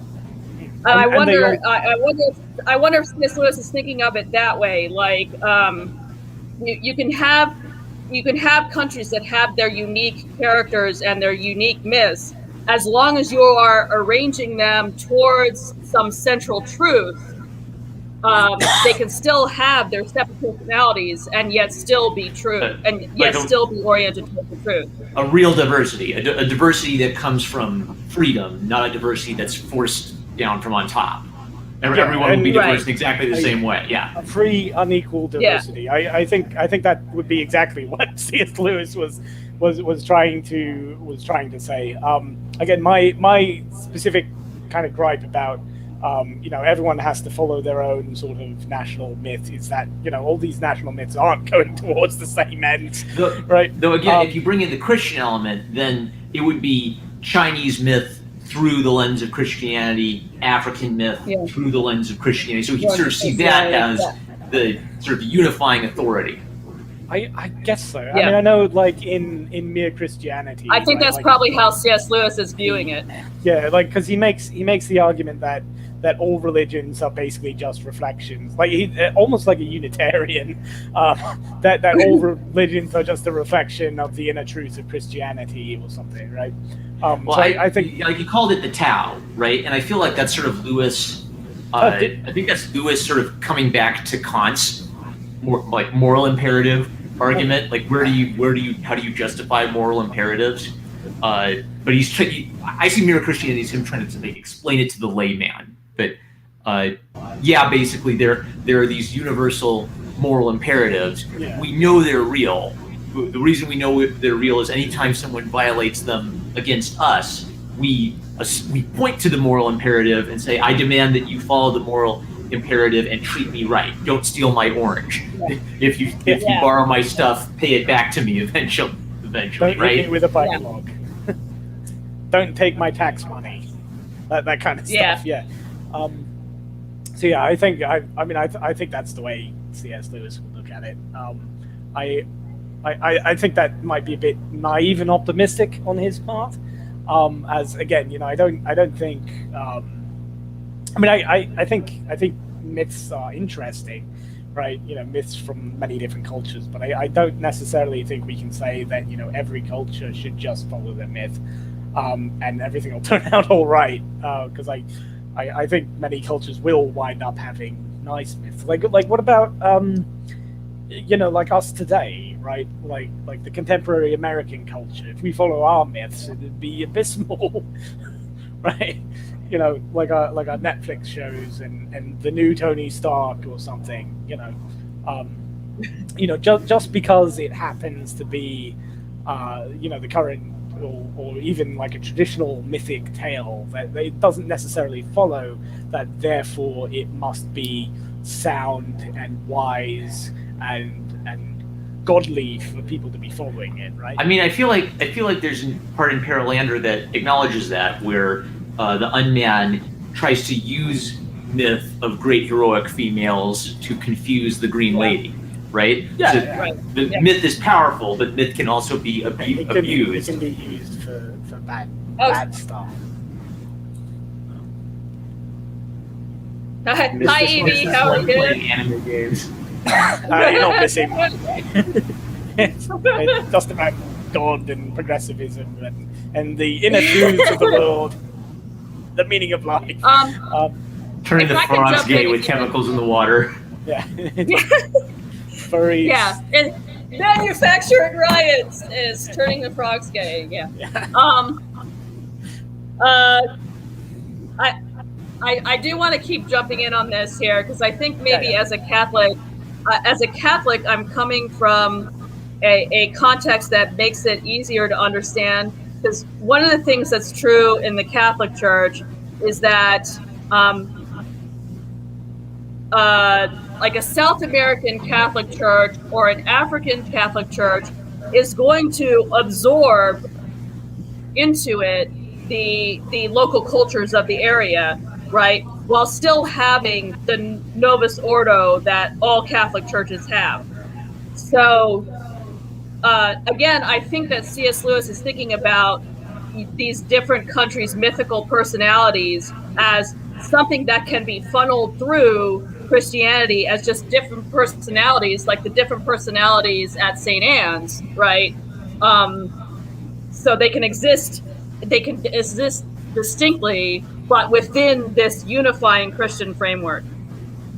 And I think that the problem that we're having in the United States right now is that we're trying to have the diversity, the different ethnic cultures, without having the unifying myth that ties it all together.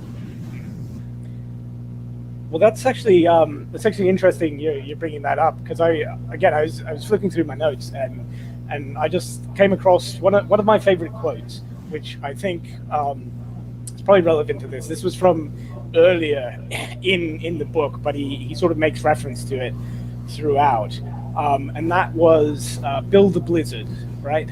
Yeah. You guys remember? Yeah. Hengist, he's the chemist who is very serious about chemistry, and he gets sick of the nice because he realizes the nice pretends they don't have a political motive, but he can tell that the nice want to take every Englishman's cow away from them.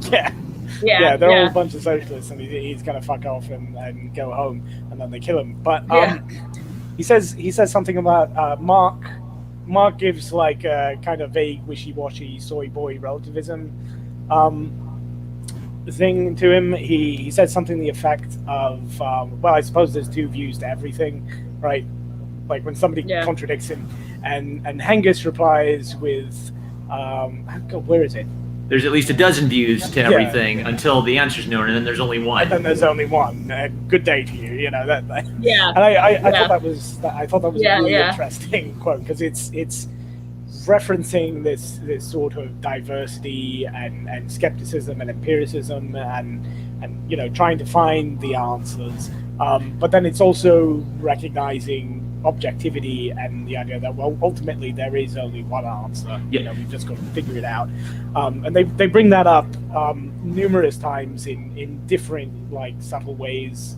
There was something where they were talking about reality coming to a point, like later on in the book. And how so that's you're referencing the Dimbles, like that was Dimbles' theory, and his sort of illustration of it is the farther you go back in time, the more openness to the moral questions there seems to be. So Merlin can be a Christian wizard because we haven't reached the point in history where you either have to choose between being a Christian or being a wizard. Absolutely, yeah. And so the Nice is pushing us forward to that moment where you have to pick your side. The Christian, or you must be the wizard, or you must be the Chinese communist, or you must be for the way of heaven, or something. So that whole bit was quite interesting. I thought as well, and I'm wondering too if like it didn't have anything to do with like physics of the time, like quantum physics, like because he kind of touched on physics stuff, but from like a layman's. Like a very well-educated layman's perspective. Right. Right. That's the tough thing about it. Is like from a layman's perspective, you can tell something's changed, right? Like you can just tell that the theory of relativity, like Newtonian physics, is really simple to understand and it seems very logical. And then once you start getting into relativity and quantum physics and string theory and multi-universes, it's almost like, well, what are they even talking about anymore? The Schrodinger's cat. Right, like the cat is alive and dead. Yeah. So it seems like the physical sciences are entering into this area where they no longer speak in plain rationalistic categories anymore. So what if that creates an opening in the physical sciences for a more magical, irrational kind of thinking? Yeah. And I was just looking at that exact quote about the moral choice, and I'd sort of jotted down here. I'm wondering if it had any relation to the callbacks to C.S. Lewis's observations on animals and the sort of the animal mind, such as Multitude and the cat. Mm-hmm. If you remember when they were sort of hanging out together and they're musing on whether they're friendly or whether they're just deriving comfort from one another, and then the notion put forward was that maybe friendship and comfort were exactly the same thing in the mind of an animal. Right. It's Ransom. Ransom is arguing that McPhee is creating a false dichotomy. McPhee thinks it either has to be desire for warmth or it has to be misplaced sexual drive. And also it's interesting that there's like a plain man's perspective, so it's like Ivy Mag says, "Oh, I never," right. They just think that's bollocks because they're coming at it from a very plain, ordinary, blue collar sensibility. And Ransom's point is he thinks McPhee is creating a false dichotomy, and in animals these feelings are undifferentiated, and human beings have a more differentiated set of feelings. As we advance higher up the chain, the distinction between the two becomes greater and greater and greater until finally they have to separate. One of his illustrations is for a plain person, charity and loving your family are the same thing, and you kind of almost have to reach a higher intellectual plane to realize that charity could be something that could be extended to all mankind. Right, like at the normal operational level, most of your charity and love is shown towards the members of your immediate family. Yeah, and that was actually like that whole the way he sort of writes different beings on different intellectual and moral levels. Right, that was actually I think the first thing that stood out to me.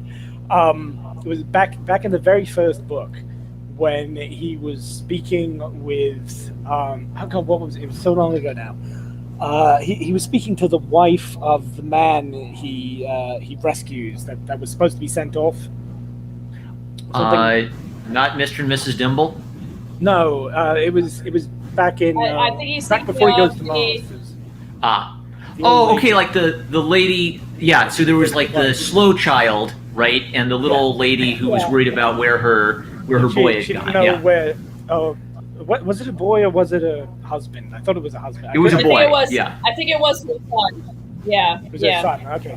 Yeah, and the way like he wrote her, she was very sort of simple and provincial, and the boy was also very sort of simple and provincial and backwater, but they had a much greater moral core. Like as you go along, right, and you meet Devine, who later turned into Featherston, right?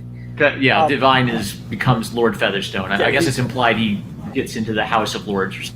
Yeah, that was actually funny too, because in my mind I was picturing Lord Featherstone with the same sort of face and build as Devine. So even before I knew they were the same character, I'd kind of associated them.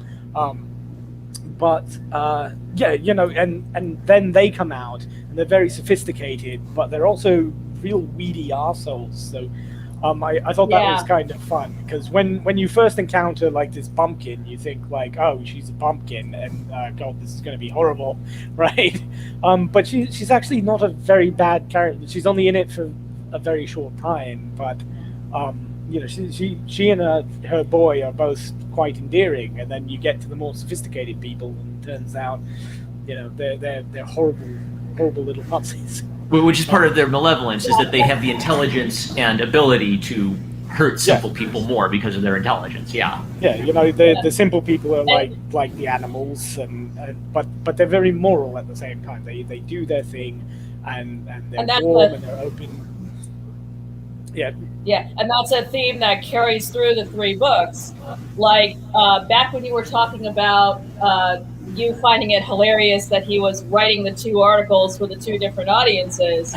Prior to that, there was a conversation about who was going to be most likely to buy bullshit, essentially. And the answer was the intellectual types who Hardcastle, yeah. I mean, read things like the New York Times. Those are the ones that are the easiest to suffer. Though later we do see, later Mark says he thought that Harry Hardcastle overestimated the working class's ability to resist propaganda. So it suggests that idea that the intellectuals are more susceptible, but then also kind of like second guesses that idea a bit. But I think ultimately he's still right. Like again, you see it today with like CNN is fake news, right? The base types, like they don't buy the mainstream media propaganda. That's the whole yes Chad. That's the whole yes Chad phenomenon. Is I don't have to listen to your propaganda if I'm too dumb to understand it, right? And then it's like yes. But of course, the enemy also gets propaganda in other ways, and that's kind of what undermines the proletariat. It's like that same thing happens in Orwell when he's very. He pins his hope on the proletariat rising up, and then he goes and he sees them like watching porn and singing like Britney Spears and Ariana Grande songs, and then he's like, oh crap. Proles and animals are free. Yeah, like they're free, but they're never going to be able to free themselves from the rulers, because the rulers are too cunning and undermine them too expertly. But that I actually thought you might have been going into his visit to the town, which was really fun. You mean when he first visited to write a report, right? Yeah. Yeah, when he actually goes to what was it?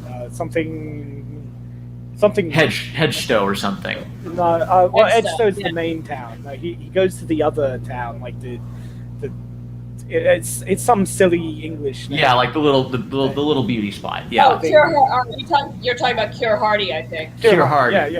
Yeah. When he goes there, and the whole time, he's like, oh God, horrible dog. There's an old lady with a dog. Oh God, it's horrible. And here's the great unwashed proletariat who's such a health nuisance. And who he's never met. He's written about them, but he's never met and been amongst them. And they're really nice and friendly, and everything about it just seems very idyllic. But in his head, he's still thinking in these, in these terms of like, oh, they're a public health nuisance. They're not wearing their COVID masks. We got to get rid of them, kind of stuff. But he's self-aware. He gets a little self-aware when he drinks the beer, right? Whatever the nice builds, we've got to make sure it's as nice as this, right? Yeah, I mean, beer's kind of his saving grace. It's the one thing that keeps him sane through the whole. Even at the end, I got the impression that the only reason. I mean, I think Merlin might have helped him, but he kind of gets away from the scrum because he's too drunk to bother doing stuff. There's also an element where when he resists Frost in the objective room, it's sort of like he isn't a Christian, but when Frost asks him to trample on a statue of Jesus, it's sort of like why? Yeah. Comes up with a non-believing argument for why this is done. Like, if the cross means nothing, then why should I stamp on it? I damn well am not going to do it, right? It's like Mark finds a reason to say no. Stop bossing me around, Frost.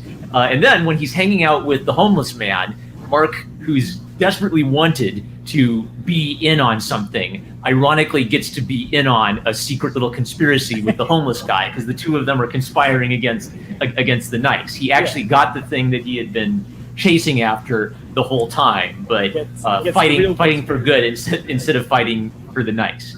Yeah, he gets the real conspiracy with the real person who's really worth conspiring with, and it turns out who's a character. He's basically like an illiterate hobo who just does all these big mannerisms and performances, right? So the exact opposite of the nice's vision of life is this kind of like unwashed homeless guy who's just really conspiring and winsome about it all. The animal.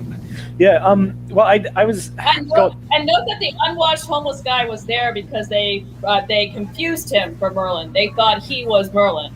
And kissed his ring and everything. Yeah, there's great comedic irony. Slapstick, like comedy of errors kind of thing. Like I could picture that being like a comedy film or something. Throw that up on the Netflix pitch too. My father attributed his long life to cheese sandwiches. Provides a lining for the stomach. So you don't get bored. Well, the cross thing specifically, that one and the thing about the normal. I had a whole bunch of stuff to say about that, so we should probably get into that. Yeah. But specifically we should get to that. I really want to get to that. Yeah. But before we do though, one thing with the visit to the town, which you guys probably already discussed, but I really liked when he made that Platonic reference of forms as like sociology as Platonism. Did you guys pick up on that? I'm stalling for time because it went over my head. I'm trying to find the quote. Hang on. Oh god, I didn't even write down the quote or the page. I just wrote down the notes on it. Something about language as a means of control. Yeah, language. That's something else that comes up all the time in all these and all the things. But there's specifically a section, if I can remember correctly, where he says that he's looking at all these people and he's not seeing them as people. His training as a sociologist has them appear to him as demographics. Yep. And he says that the true forms of these people are the demographics. Like, it's not the individuals. Like, the individuals are the shadows on the cave wall.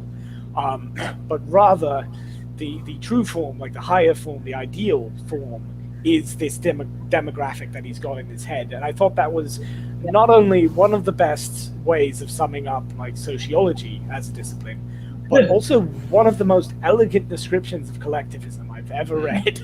Like the logic, the inner logic of collectivism is this idea that the individual does not exist, that it's the group that you've formed in your head is the true form of the individual, that individuals are merely the shadows that are kind of walking around. And of course, like, I would say that it's kind of the opposite. Like demographics are just shadows and individuals are the true people.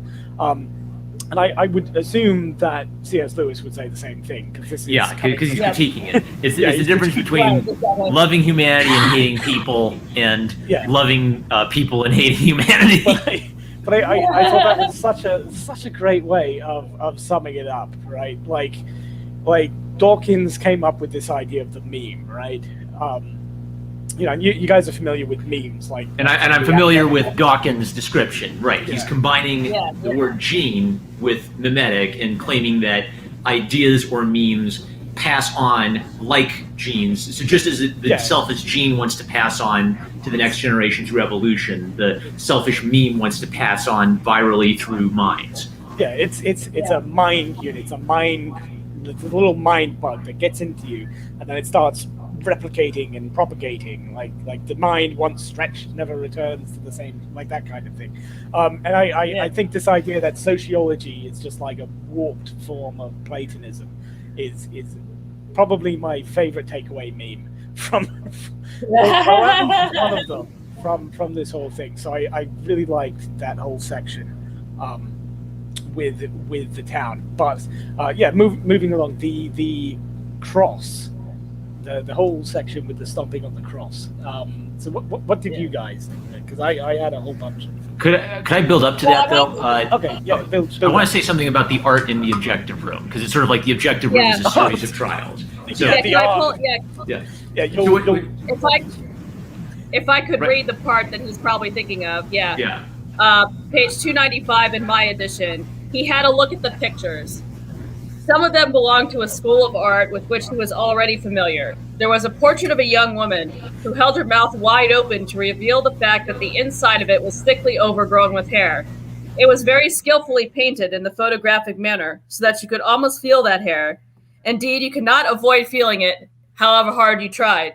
There was a giant mantis playing a fiddle while being eaten by other mantis, and a man with corkscrews instead of arms bathing in a flat, sandy-colored sea beneath a summer sunset. But most of the pictures were not of this kind. At first, most of them seemed rather ordinary, though Mark was a little surprised at the predominance of scriptural themes. It was only at the second or third glance that one discovered certain unaccountable details, something odd about the positions of the figures' feet, or the arrangement of their fingers, or the grouping. And who was the person standing between Christ and the Lazarus? And why were there so many beetles under the table at the Last Supper? What was the curious trick of lighting that made each picture look like something seen in delirium? So about the art in the objective room. Go ahead, Marm. Sure. So what's really striking about it to me is Lewis has commented on art and painting in other books of his. I think in The Great Divorce, he's got a whole section where there's a painter who wants to fix heaven by painting it, and is obsessed with the idea of defeating the neo-regionalists, and our art movement will prove the brilliance of our ideas. And Lewis also has this idea that painting was at its best when it's about painting light or capturing the world, and painting diminishes when it becomes self-referential. So when painting's about painting, it's less than when painting is about God's world or capturing the effects of light. In the objective room, it's essentially kind of like mirroring like my journey into philosophy was through art. Like I've studied weird art. I thought, why is this art weird? I've got to learn about postmodernism, so I know what postmodern art is. So I see almost some direct references, or at least possible references. So like the woman with the fur-lined mouth. Wouldn't surprise me if something like the fur-lined teacup is in mind, where the fur-lined teacup is an absurd little object. You can't drink out of it. It's possibly a lesbian sexual allusion. But at the same time, like Lewis he's sort of divorcing. Gross imagery. So at the same time, the painting he's imagining is a photorealistic painting. So normally when people think of modern and postmodern art, they contrast it in their mind with photorealistic art. But Lewis is sort of identifying that the photorealism itself isn't the key point of absurdist and surreal art. And even like the surrealist paintings aren't the truly evil objects in the room. He notices the surrealist paintings, people with corkscrew arms. He thinks, oh yeah, I've seen surrealist stuff like that before. And then what really gets to him are the works that even look like traditional religious paintings, but aren't quite Right. It's all, and there's like this maddening gray area where he's not sure if they're supposed to be religious paintings and taken seriously, or it, like the extra characters and the Beatles and the weird tricks of light. Like it actually would take a extremely talented person to pull off something that's weird in this particular way. So what it reminds me of in kind of like general arts discussion is the phenomenon of the arts declining and the arts getting skin suited. Like this would match up beautifully with like the Marvel DC problem, where Marvel and DC have this rich history. It's being taken over by people who don't understand the source material or who hate the source material. They replace the old heroes with new diverse heroes and make woke lectures about how Spider-Man's with great power comes great responsibility. Well, that's really just like white privilege, not nonsense. It's identifying the postmodern or deconstructionist art element as taking what is beautiful and maliciously and willfully and even skillfully undermining it from within, to the point that you actually have to look at it for a while even to pick up on what's wrong with it. And then there are aspects of like the architecture, where the architecture is beautiful and almost church-like, but off just a little bit, off just enough that it's hard to notice, off enough that once you notice it, you can't unnotice it.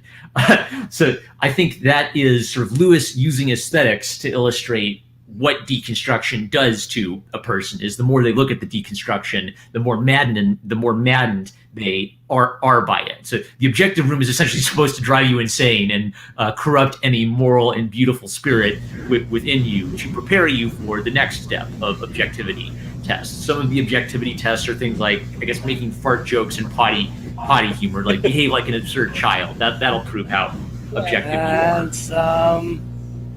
Ransom. Yep. So it's tying into that earlier theme. Yeah. Marmaduke.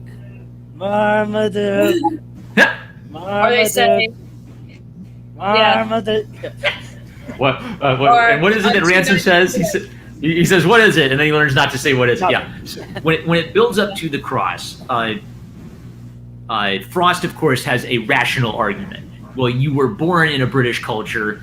Therefore, if you weren't born in a culture influenced by Christianity, it wouldn't be necessary to test you this way. However, since you were born in a Christian culture, to prove your objectivity, I need you to stamp on the cross, right?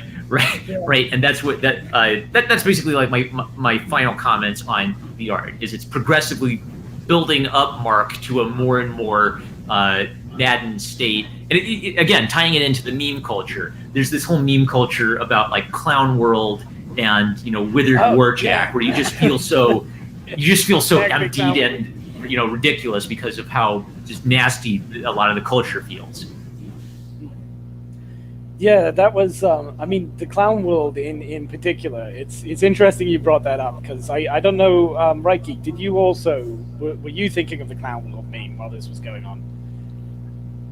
Oh, I was thinking about basically everything that goes on today while I was reading this. Yeah. Okay. Well, yeah. I mean, that is Clown World. So I guess we were all on the same page. Specifically when he gets to the part of the normal, right? And that was just like, well, we can get into that in a minute, I guess, when he goes into the normal, because I think that's the Shakespearean climax of the whole book. It was like a great weight lifted off your shoulders when he has that realization. But yeah, with the art specifically, I think you're quite right, Marmaduke. There is like the section at the very end when he says, compared with those other surrealistic pictures were mere foolery. Long ago, Mark had read somewhere of things of that extreme evil which seems innocent to the uninitiated, and had wondered what sort of things they might be. Now he felt he knew. Right? Spirit cooking and Hillary Clinton, that's the famous stuff. Like carving. Like the stuff that really gets you is the stuff that seems like it's right, but it's a little bit off. Yeah. And then you're looking at it and you're like, why? Wait a minute. Why does Tony Stark? Why does he have a beetle coming out of his Iron Man suit? Right? Why is Tony Stark deciding to wait in this alternate dimension instead of coming back and helping his friends. Like it almost seems like an Iron Man comic, but there's something off, right? Like that kind of stuff. Like you start going mad, and you start disassociating from humanity and losing that humanness. Right. So yeah, I think I have the description of the cross on page 333. So as he's being asked to stop on the cross, he thinks the smothering sensation once again attacked him. He was himself, he felt, as helpless as the wooden Christ. And as he thought this, he found himself looking at the crucifix in a new way, neither as a piece of wood nor a monument of superstition, but as a bit of history. Christianity was nonsense, but one did not doubt that the man had lived and had been executed thus by the Bellbury of those days. And that, as he suddenly saw, explained why this image, though not itself an image of the straight or normal, was yet in opposition to crooked Bellbury. It was a picture of what happened when the straight met the crooked, a picture of what the crooked did to the straight, what it would do to him if he remained straight. It was, in a more emphatic sense that he had yet to understand, a cross. Mark is identifying good and evil without yet having the language to describe it. Right. And I think it's important that his love of Jane is consistently kind of like one of the most redeeming and sweet aspects of Mark. It's also one of his biggest temptations. So when he's almost ready to fall into the nice, it's because he wants to possess Jane and control her, and he feels guilty about that. Jane and his love of Jane and the memory of Jane tends to be the thing that comes closest to waking him up while he's within the nice. And this sort of like the straight versus the crooked, the kind of like the beauty that Jane represents to him versus the ugliness of where he is now, and maybe kind of the shame of trying to explain to Jane what the heck he gets up to at the nice. He has an awakening moment at the end where he has to leave aside the soy boy he's been. Discard the cockledry and start being a married man, right? Yes. Yeah, I would agree. Like that whole section. Again, I thought like the whole bit where he suddenly realizes that he wants to be on the side of the normal, right? Right.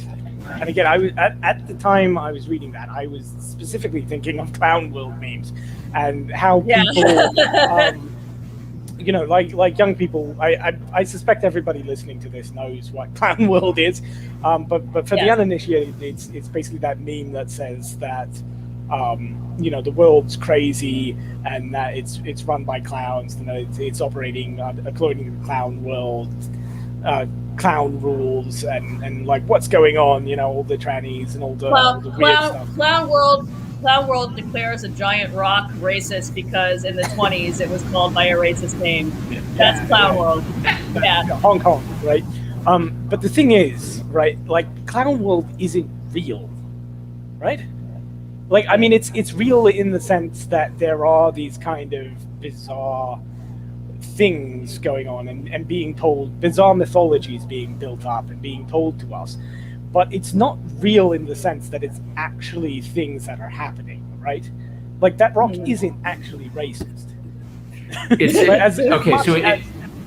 about your reaction to a thing, right? Like, Notre Dame is burning down, because what it's saying is that which is wicked, that which undermines us. I feel like there's a second dimension to the Clown World meme. So one dimension is the clowns are doing it to us, and the second dimension is we'll laugh at it to keep from crying, right? Yeah, but I mean, I think that's how people do it, because they see these things and they internalize these narratives, and they think it's this world around them, right? Like, well, this is what today is. This is current year. And we're told this is current year. This rock is now racist. Yeah. This is current year. And oh God, Clown World, current year is crazy. Why is current year so crazy? Yeah, this is bizarre. Let's just laugh at it, right? But it's not real. none of it is real. Like the Rock is not racist. There is a reality. There is a normal, and the fact that these people are showing you like this bizarre art, right? Like this art is just art. It's just a silly little thing that they're putting out there for you to look at, and you go outside the room, and outside the room it's sunny. There are kids playing. There's the people at Cure Hardy, going to the pub. Right, the normal exists. Right, the straight as represented in Christ is a reality that crushes through the illusion of what Bilberry and the Nice is created. It's Plato again. It's nice and clown world and racist rocks and all these things, right? The surrealist art, the Tony Stark suddenly turning into a simp who won't help his friends. Right, like all this stuff. Yeah. We get wrapped up in the pageantry and in the narrative, but that's just a shadow on a wall, right? If you break away from the shadow on the wall and you kind of look behind you, you can see that like Tony Stark is still there, like the real Tony Stark, the heroic Tony Stark that everybody loves, right? Well, that you've grown up on. That is still a thing. That's still the rock on which you can rest on. Right, and to the Plato's Cave, I think Lewis, maybe in Mere Christianity, talks about Plato's Cave as a Christian metaphor. Once you get out of the cave, then to look at Plato's Cave through a Christian lens, it's sort of like awakening to the reality of Christ and then seeing what was your life through that lens. Then you go back into the cave to get people out of the cave, right? Where your entire world is the shadows on the wall. As far as you're concerned, the shadows are the reality, and it's a painful experience, kind of like clawing yourself out of that cave to see the light. And like Lewis frequently makes sunlight analogy references where you can look at light. The painting light that you were talking about. How he loves painting. Exactly. I mean, that's that would be it 100%. I mean, it doesn't necessarily have to be explicitly Christian.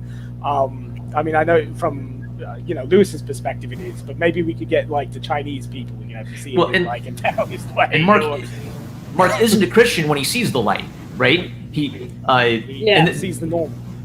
To get back to my point about like Lewis's weird conversion experience, like when does Mark convert, if at all? Right? Like he does it, like it explicitly says he doesn't believe in the cross when he refuses to trample on it. But he does believe in the normal. He does he does believe in the normal, right? So to put it into Christian language, I would say this is Lewis identifying Mark as being prepared for a conversion experience. If in the conversion experience you have a heart of stone and Christ gives you a heart of flesh, it's sort of like there's a warming up period in the operation room where you're being prepared for the operation. And Lewis doesn't necessarily see a major distinction in the journey leading up to the moment and the moment itself.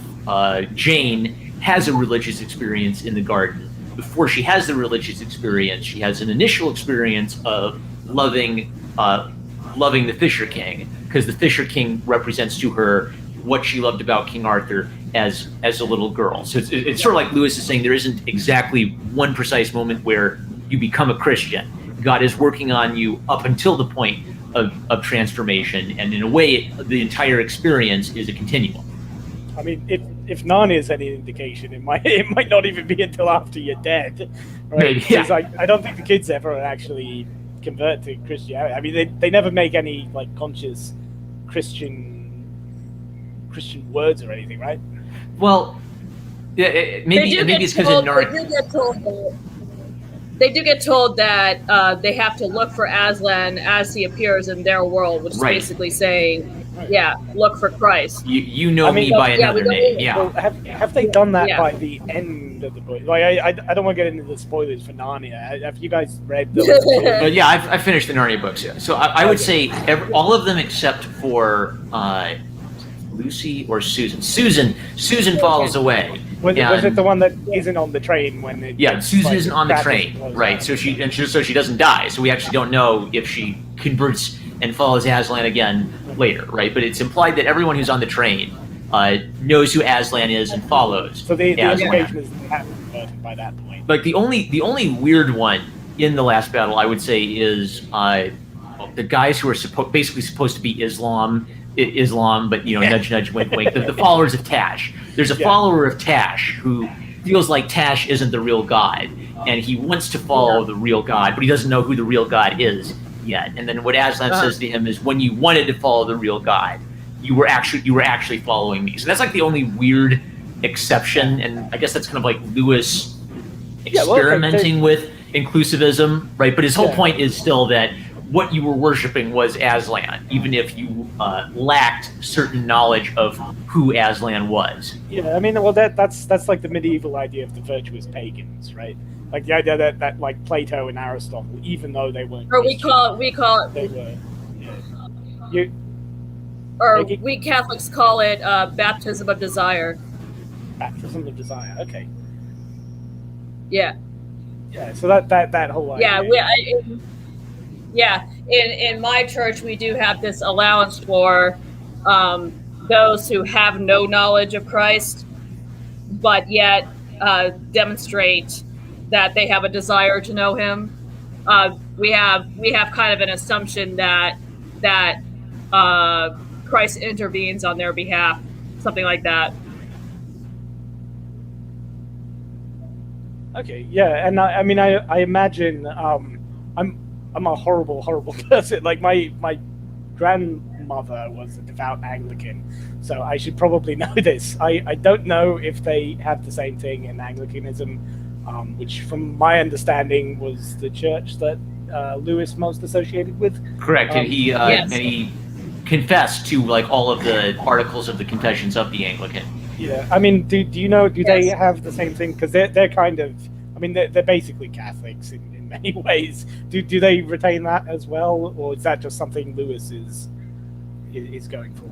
I think given how close they are to Catholicism, I think they probably do retain that.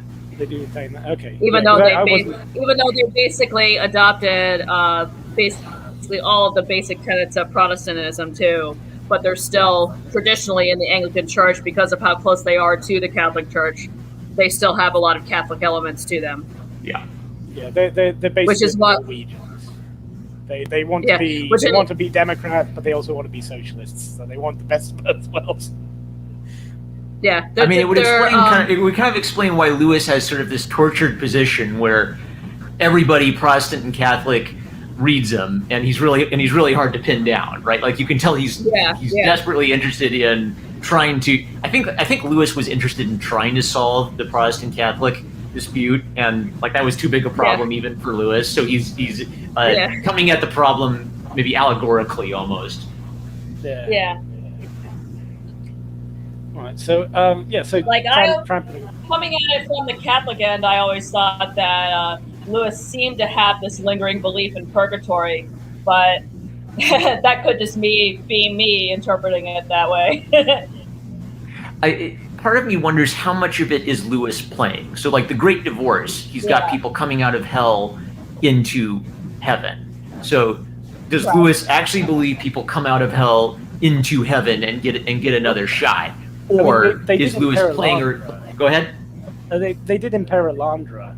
I mean, like metaphorically speaking, I guess, because there was that whole Dante's Divine Comedy, that whole extended section where he goes down to metaphoric hell and then has to proceed to metaphoric purgatory and metaphoric heaven. So he probably does. Yeah, I mean, he probably does think that there's ways, at least in for some people or for some reasons, in some like virtuous pagan reasons or something.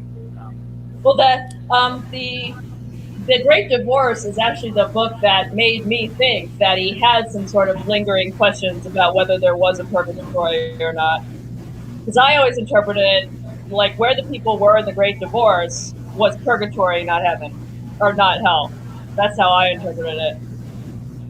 Which would make sense if you're looking for a literal, like C.S. Lewis is quietly admitting what he believes in the Great Divorce. But my interpretation. Right. An alternative interpretation would be he's playing around with an idea, right? Like, what if people in hell got a second chance? Like, how would that play out in their conversation, or like, what would it be like, right? And I because Lewis has this mythic idea, I always feel like there's wiggle room of this is a work of fiction, right? So I'm careful to say if Lewis writes this, it means Lewis believes this. Yeah. I mean, you can, unless you're actually Lewis, like, and I don't think you're C.S. Lewis, right, Geek? No. I don't believe so. No, although I did play him in a panel once in 2007. Oh, really? That's kind of fun. But we'll just assume that you're not.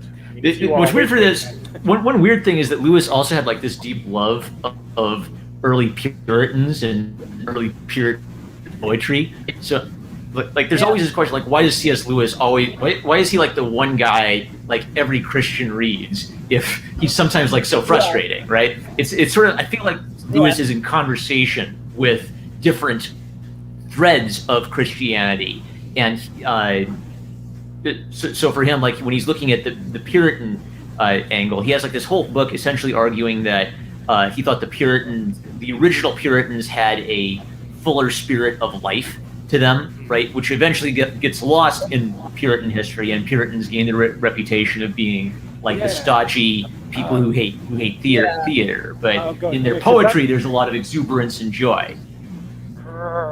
Where was it? Because there was something else too. There was another. Okay, there we go. Towards the end, when they're explaining this idea of Logris versus Britain, right? Yes. So Britain, the way that I was getting it was he was kind of equating Britain with, like the orc world of Tolkien, the world of machine. Morgan Le Fay.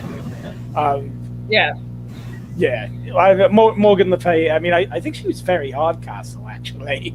I think that was like a reference to her.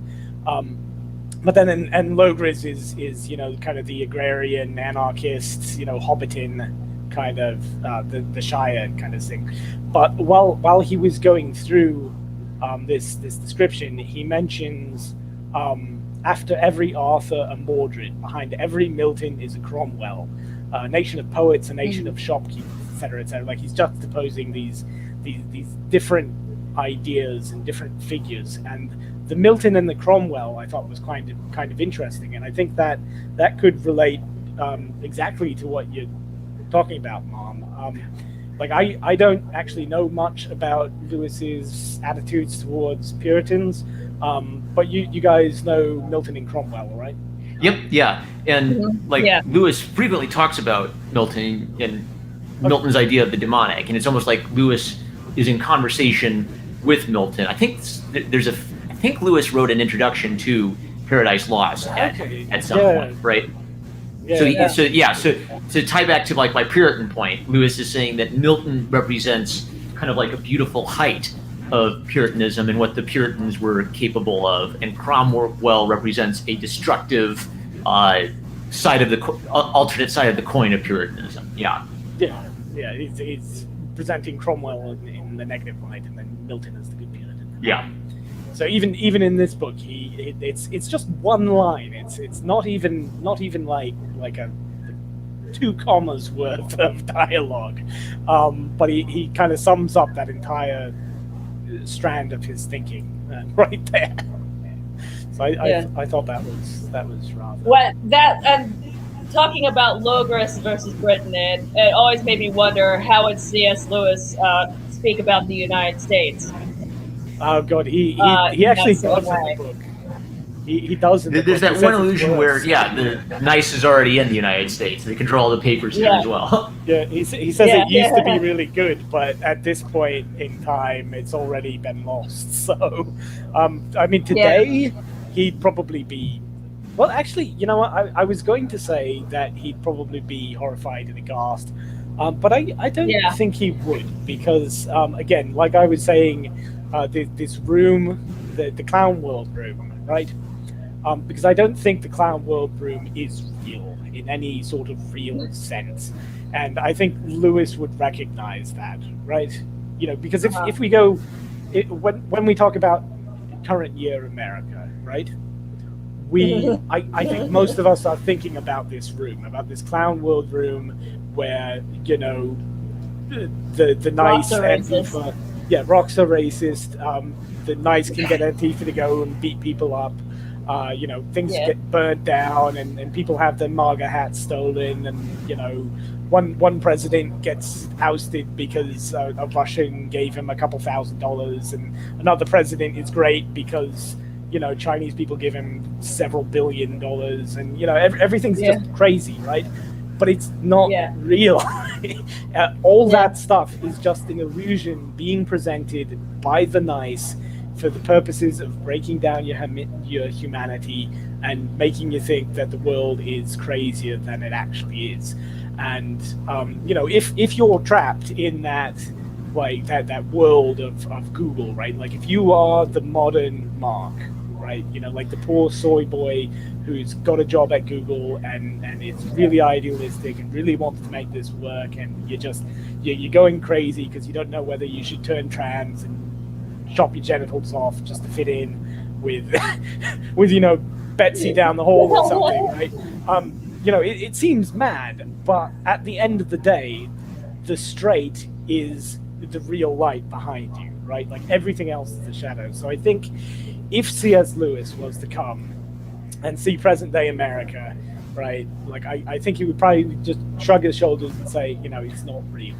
Which is why I think there's this Tower of Babel metaphor where the curse of Babel, like Merlin sort of starts the first domino, but the nice was kind enough to, like, set up a bunch of dominoes for Merlin, right? Like, it's their own animals that they've been torturing that break out and start murdering everybody, and then it's also them shooting and trampling over each other, right?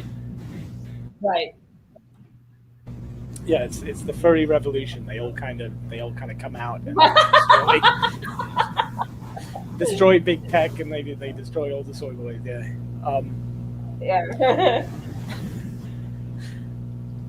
But yeah, that was fun too. Like, the whole Babel thing. And I'm wondering too, because I don't read much, like, occult and hermetic literature or anything, you know, weird, I know. But I don't know if this was a reference, but he brought it up several times, was this procession from Mercury to Mars to Venus. I don't know if you got that. I remember the section. Like, it was sometimes when he gets into his space stuff, it's like, wow, this is really magical. I wonder what this is about. I mean, I was thinking the same thing. Most of the space stuff, I'm pretty sure is related to these kind of medieval mystical writings that he's been translating as an academic, right?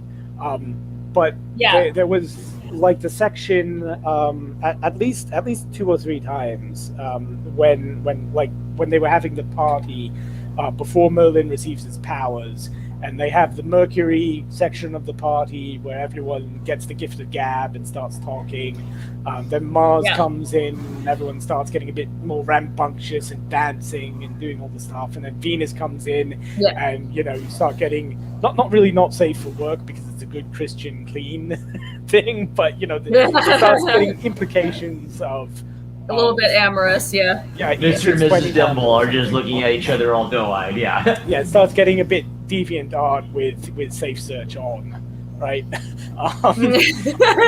But then that kind of comes back when Merlin actually winds up going on his quest and fighting the knights, because you get Mercury, you know, the Babel curse, the language, leading to Mars, which is the big fight. Everyone starts fighting each other, killing each other, and the animals coming out.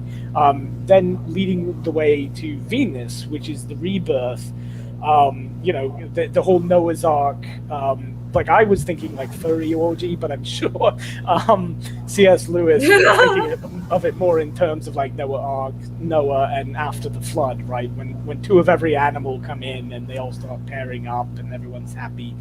So, you know, I was wondering if that specific sequence of Mercury, Mars, Venus was from some like esoteric medieval text, like some alchemical formula or something that he knew, but I haven't been able to pin it down if it is. It seems significant, but is that something in Christianity, maybe, like in Catholicism? Or? The closest I can get to is if I equate the planetary Oyarsa to angelic figures, then like he's saying, the Mars and Venus of Earth are sort of pale. The Roman versions are pale copies of the reality. So the real Mercury would be an angelic messenger, maybe like Gabriel in service to God. I don't know if he would identify any angels in the Bible as. I guess you could say Michael is something of a warrior angel. So Michael angel would roughly equate to Lewis's idea of the true Mars. I don't know. I can't think of anything that would be like the Venus equivalent in angelology. Yeah. But I would assume it has something to do with Lewis's angelology as expressed through Mercury, Venus, and Mars as the not pagan, but a sort of Christianized view of what the pagan symbols represent. Yeah. Okay, yeah, so, I mean, it could be any number of things then, but I guess the idea is there, though, right? Like, you have the breakdown of language. The problem is for Lewis, it'd have to be like, if he is making some reference, it would have to be like obscure medieval Christianity sources that he's looking. He does that constantly. Again, I kept trying to track down all the references. Some of them I got. I'm sure there's some of them that I completely missed. Even Logris is something that, you know, I've barely even heard of. I heard the term when I reread Mallory. Like the term Logris comes up. It's just like he grabs a weird term. I don't know. Is he just grabbing a weird term, or is there a special significance? He's actually specifically referencing one of his friends. There was what is it? I got it written down somewhere. But there was an Arthurian scholar who wrote something, who wrote like a poem about Logris, and the specific point where he first introduces Logris as an idea into the book, I think he makes a direct reference to that poem. So it was one of those kind of like, hey, nudge, nudge, wink, wink. I know this guy, or I've written stuff about this academic guy. You know. I know. I've heard that exact story you're talking about. I just don't remember the guy's name. Yeah, so I can confirm that there's a guy who is an Arthur nerd that exists. that Lewis there was a guy. Let me see. Jane Agnes McNeil. Possibly. What was it? It's always haunted by. God, I didn't write it down. There was some. Jane Agnes McNeil. Agnes McNeil. I don't think so. That's some weird lady on Facebook. That's not right.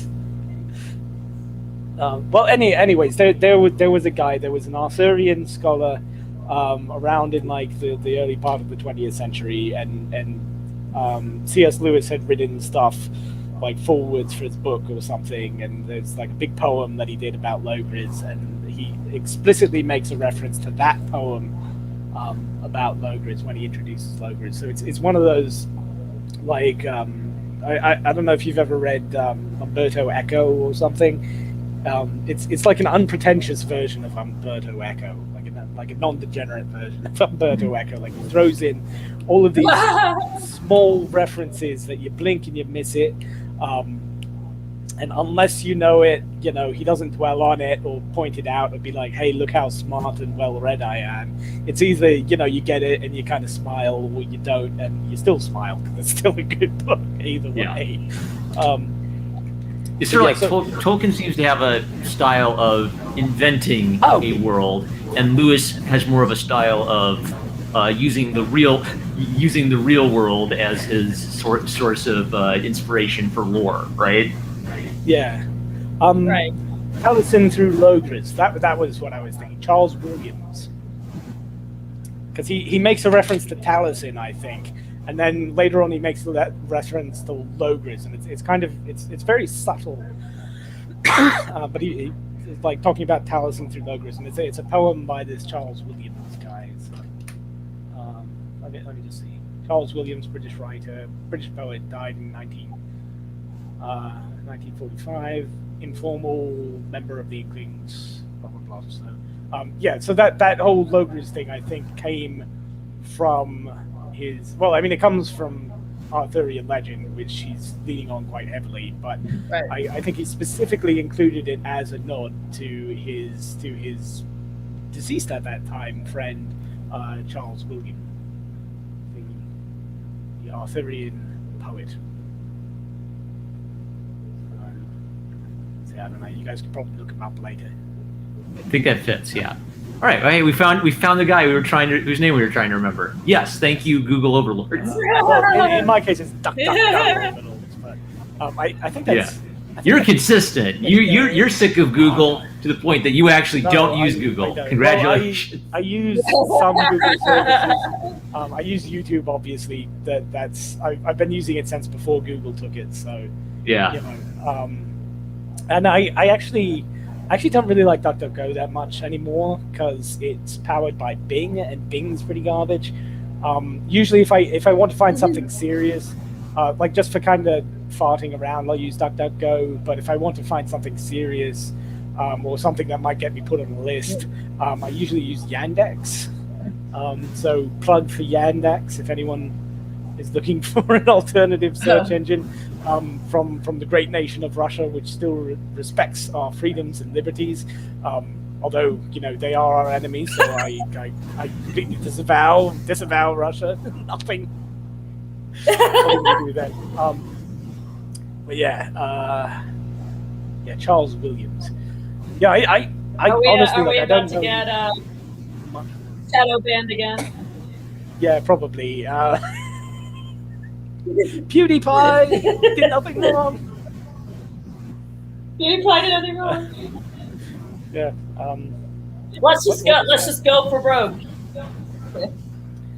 Oh god, it was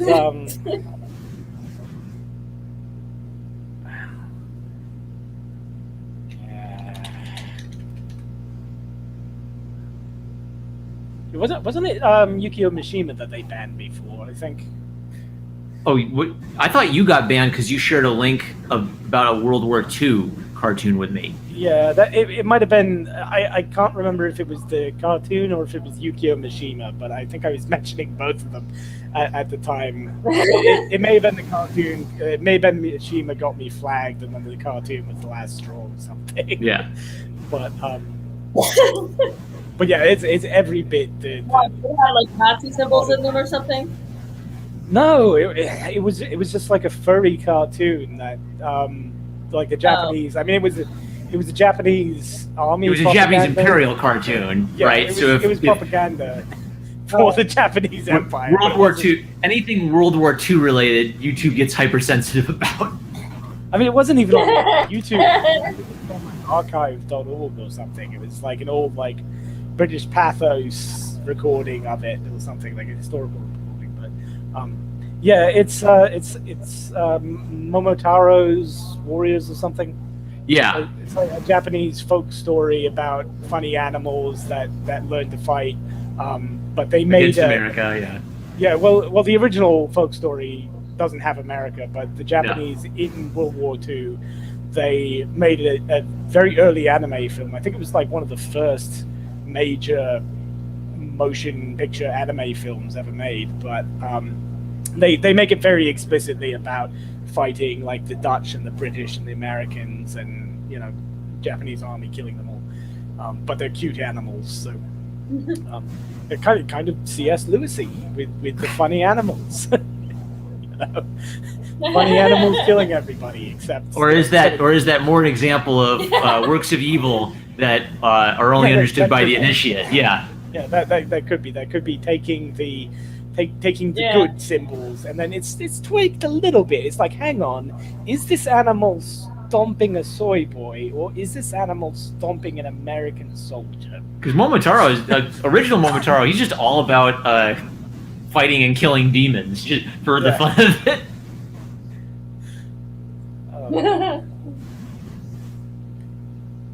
Yeah, let me see. Oh god, there's so many other references too. Like I've got like all these notes on there my, needs like, to be an annotated Lewis, right? Yeah. To kind of like point you in the direction of all the stuff he was alluding to.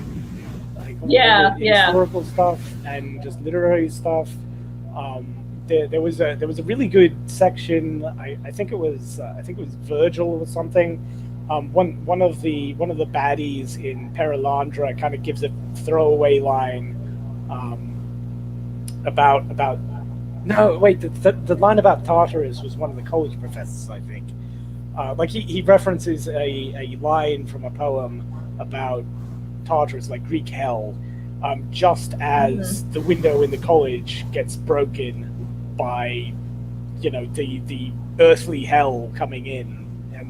He doesn't stop to explain this reference. Like, you have to go and look up the poem and look up the Latin, what it means, right?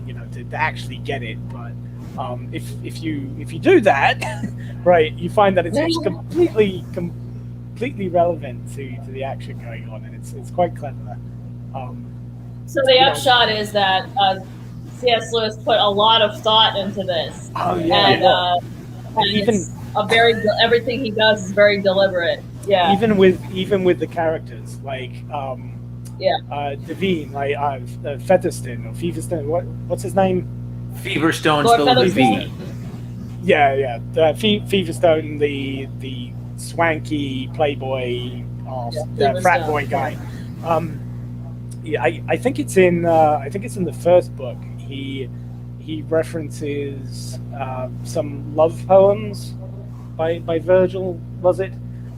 Specifically alluding to like giving ransom up, and drawing parallels between that and having an orgasm or something, right?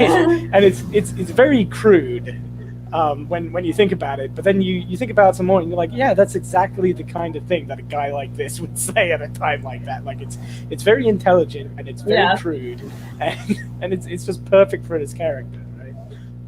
Well, because Divine's point is that he has a sort of ironic disdain for the older generation. Yeah, so quoting Virgil demonstrates his competence, and at the same time he's sort of demonstrating his cupidity. Yeah, and actually, what's that exactly? Did they mention that in the book? Because I think they mentioned his stupidity at one point.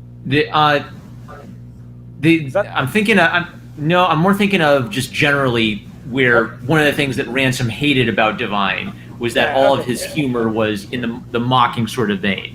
Because that's a rare peppy adjective, and I'm pretty sure that came up in the book too. So. So yeah, just stuff like that. Okay, yeah. So the reason I use it is, Ransom is a greedy guy.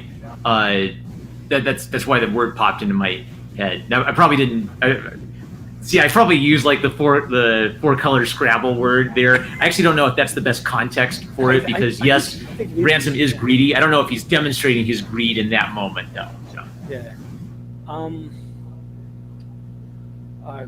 I wish I wrote down that. A lot of the first two books I don't have notes in, because I thought I could just remember it, and I could for a little while, but then it's. I mean, with your background on like the mystical stuff, you could almost like contribute to a Lewis annotated reference library. Oh, I would be nowhere near qualified for that. I mean, I think there are Lewis nerds doing that for us already, right? Like going through every letter he ever wrote in his library. I'm sure there are people. I mean, it might be one of those things like, you know, knowing just enough to know that to underestimate your abilities. But I don't think I'd be able to do him justice. Maybe years down the road, I could do something like that. But that would be fun because there we go. I can't pronounce Latin. Sava, Sonare, Verbera, something or other, I don't know. Cries are heard and the sound of savage blows, then scraping iron and the drag of chains. And that was specifically in reference to all the machinery that was working around. And if you go, like, he doesn't explain this, but if you go and you look up that line in the original poem, it's a poem about Greek hell, and specifically he walks into Greek hell, and this is the first thing that kind of strikes him is all these sounds and the iron and the chains. So it's absolutely perfect, and it's really, really subtle. Let's see, political pro wrestling, controlled media, that comes up quite a lot. I had written down here Mein Kampf with a question mark. I don't think that'll get us shut down pretty quick, but I know Mein Kampf goes into that as well. Control media, because this isn't just C.S. Lewis, right? Like this idea of clown world and fake news and the mainstream media is against you, right? Like this isn't like Alex Jones. This isn't C.S. Lewis. This isn't the big H guy. This is something that's been going on for centuries.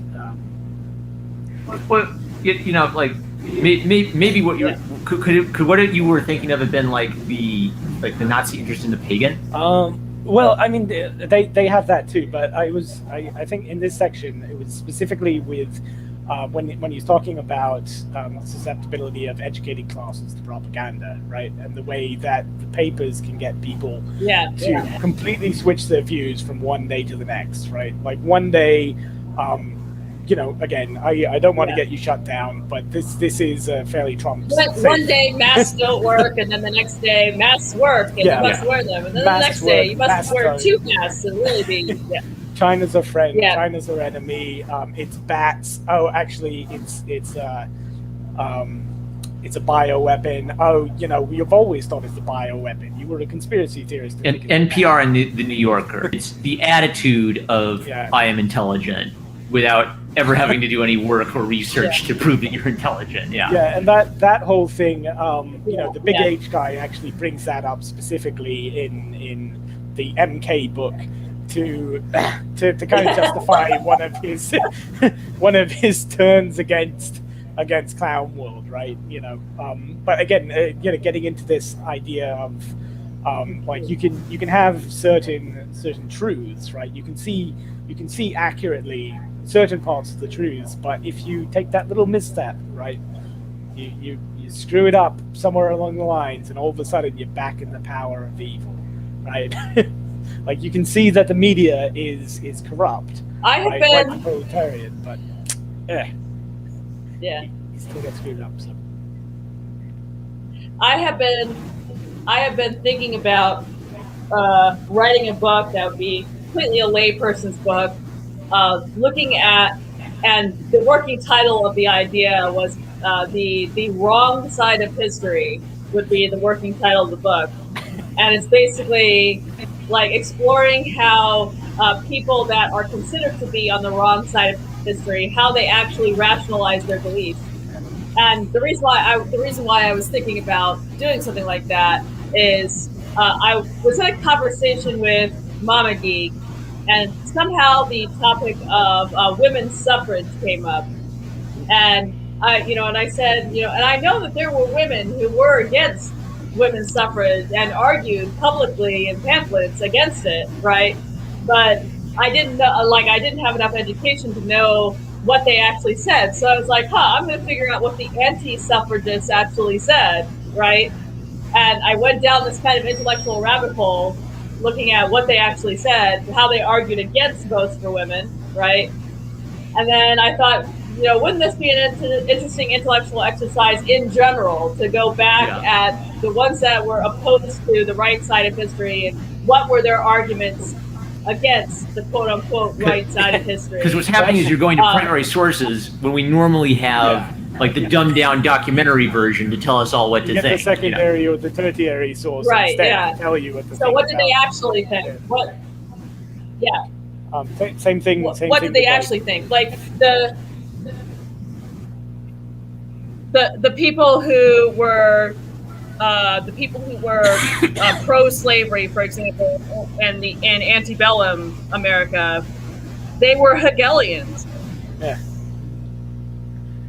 Right. Yeah, well, I mean, and if you know that, then that should make you pause to embrace any kind of Hegelianism now, to realize or to have the knowledge that was actually used to justify slavery once upon a time. So yeah, well, I mean, you got to think, right?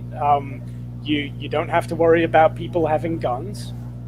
You don't have to worry about where you're getting housing. You don't have to worry about getting food. You're guaranteed a job. You're guaranteed education. You get free health care. The only thing you have to give up is your economic freedom. And, I mean, that sounds kind of familiar, right? So, yeah, and your ability to keep your families together. Keeping your families together. But, I mean... Your ability to have control over your own children. Yeah, but, I mean, maybe you're not fit to have your kids. Have you ever thought of that? Maybe the masters are better to have your kids, But it goes even... Yeah, but it goes even deeper than that, because the pro-slavery, the intellectuals writing in favor of slavery in antebellum America made the argument that human rights weren't universal, which is exactly the same kind of argument that's being made on the side of the critical race theory, postmodern Marxist left. It is also saying that rights aren't universal. It's the same idea. It's just it's a different. It's being applied differently, but it is the same idea. The historicist idea that there isn't any such thing as universal human rights.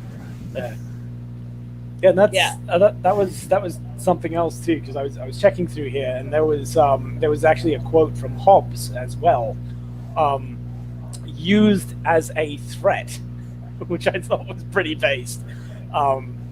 Nasty, brutish, and short. Yeah. Otherwise, your life may be, in the famous words, nasty, poor, brutish, and short. Right, and that was Feverstone basically threatening that the nice will kill him. And I thought that was really fun too, because again, this is coming from the mouth of a nice person, right? Yeah. And Hobbes, I've always kind of hated Hobbes, and I think it's quite appropriate for him to be using Hobbes as the illustration for nice's powers over people, especially in light of these engineered riots, right? Yeah. Because the whole point. Because in Hobbes, basically in Hobbes, you need the Leviathan because people are actually kind of nasty, right? Because people are nasty, you need the Leviathan to control them and stop them from killing one another. It's the same. It's the same anarchist authoritarian dialogue, but a subtle argument for the authoritarian. Yeah. Yeah, exactly. It's justifying authoritarianism by pointing to how mean and cruel people are, and obviously, like C.S. Lewis doesn't think that people are naturally mean and cruel. He thinks that happens because they're fallen and they have enough intelligence to exercise free will and they choose evil, right?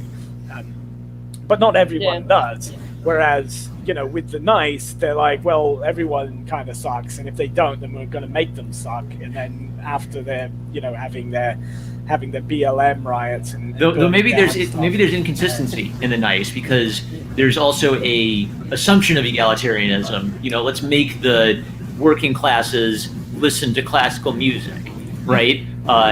Where maybe on one surface they're saying, oh yes, we're going to take care of all of these, working class people. We represent their interests. We're going to break down these social barriers. it's only when you get underneath the surface that you find kind of like the real idea. Because I've seen the opposite phenomenon where people who have a very optimistic view of human nature, everybody's wonderful, people are basically good, then will turn right around and say, well, yeah, we're going to eliminate anybody who disagrees. My favorite clip, I've got to go find this at some point, but it's like an Antifa guy. Talking about how, well, I'm basically an anarchist, right? And so then someone says, okay, well, if you're an anarchist, what's going to happen to Nazis? He just says, well, there won't be any Nazis, right? Like, they're just all magically going to disappear. Yeah. Oh, yeah, okay. That was another thing that I was wondering. Oh, crap, I didn't write its name down. But there was a reference to a Indian fakir. Who I tried to look that up, and I couldn't find anything. No. Right, Geek. Do you know anything about that guy? Or? Well, he was married to Ransom's wife, right? So it would be a little odd to have like a real person married to a fictional character. It wouldn't surprise me if maybe Lewis is saying like within. That back to that every country has its own version of the Logris thing. So maybe he's saying like the Indian fakir as a Christian is connected to maybe a Hindu mysticism, but then reinterpreted through Christianity, right? Was he a real guy, or was it a reference to something? I couldn't find a real guy. Yeah, the one thing is he's married to a fictional character. So that's my argument that it's got to be a fictional character, even if based on a real thing. It's Chris Chan. It must be. Poor right. I thought we were going to talk about that on this. I feel worse. You and I talked about Chris Chan for the Right Geek before he trended on Twitter. Oh god, yeah. He's trending on Twitter now. Yeah, well, of course he would be. That's horrible. Yeah. Oh well, actually, yeah. Here was another thing. Because even though he is very sort of anti-colonial and woke in those senses, he keeps bringing up like Northerners and Welshmen and Irishmen in negative ways, as like these, like with the riots, like the precipitated. Yeah, they imported Irishmen and foreigners. Yeah, but the foreigners were even like other UK people. Yeah. Yeah, like they're not even that foreign. Like Welsh and English are basically the same thing. But even that was enough to cause the riot. So it's weird. Like it's woke, but it's also very based, and it's it doesn't fit. I think it's like a localist. It's Hobbiton carried to its logical conclusion. Like if what you like is Hobbiton, even bringing in people from another town is a little too weird for Hobbiton, right? And I feel like Tolkien had a balance to it where the hobbits were folksy and pleasant people, but the hobbits were basically unprepared for the War of the Ring.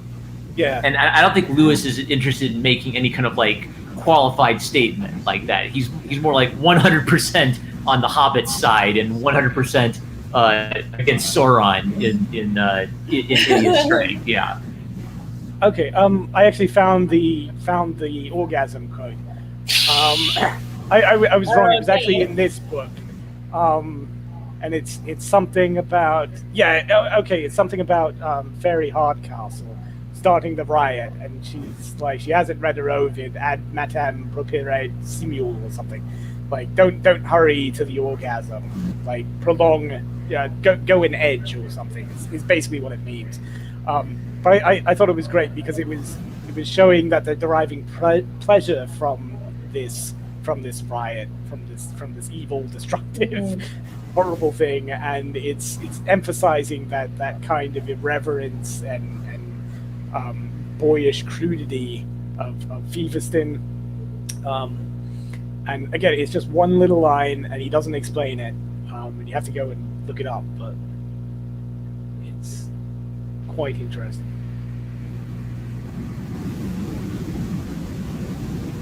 All right. So, what sorts of final things would you like to say about that hideous string and the Cosmic Trilogy in general?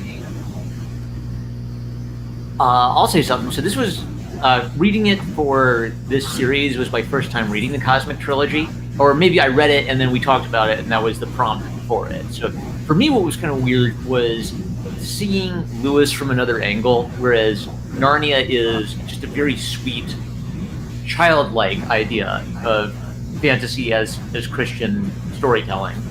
This is almost more like Lewis pushing to the extreme, like down to having like a sadomasochistic lesbian torture scene, right? Like, it was interesting to me seeing Lewis outside of the children's book comfort zone, but still true to his, worldview, even down to the point of praising children's literature in a lot more of an R-rated battle between good versus evil. So it gave me a whole new perspective on Lewis, and it kind of like I'd read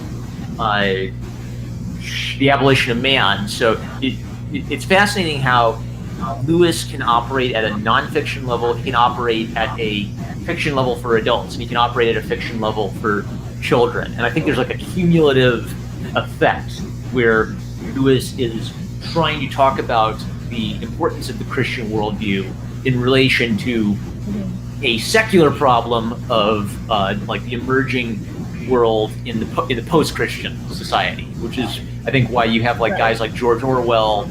I think George Orwell read and recommended That Hideous Strength somewhere. So it was interesting that kind of like in this conversation there were secular participants talking with Lewis through their books about these problems. Yeah. Punchy?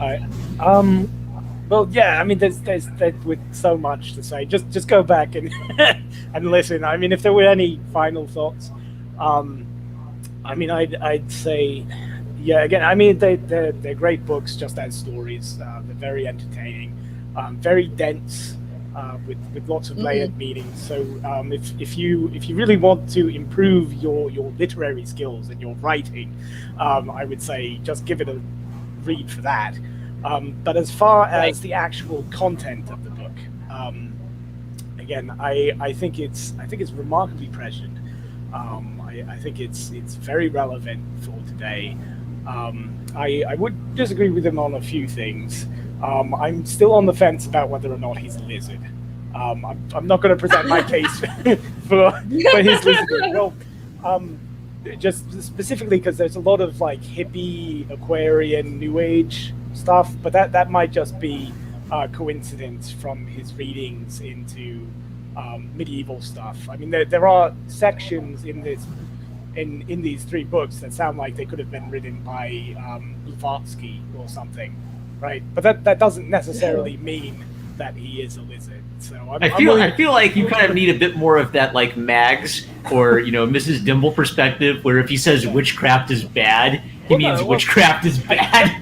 Don't misunderstand me. Like I don't think that he's in favor of witchcraft, and even if he was, like, because I was raised in that kind of like trample the cross route, right? Like coming from like a heavy metal background or something. Like, do you guys know Dave Mustaine at all or anything from the band Megadeth? Because he's actually done quite a lot. He's a Christian minister now or something, but he was raised a Jehovah's Witness and then turned into like a hardcore Satanist and then went back to Christianity or something. But he's made much the same observations about like that whole community, right?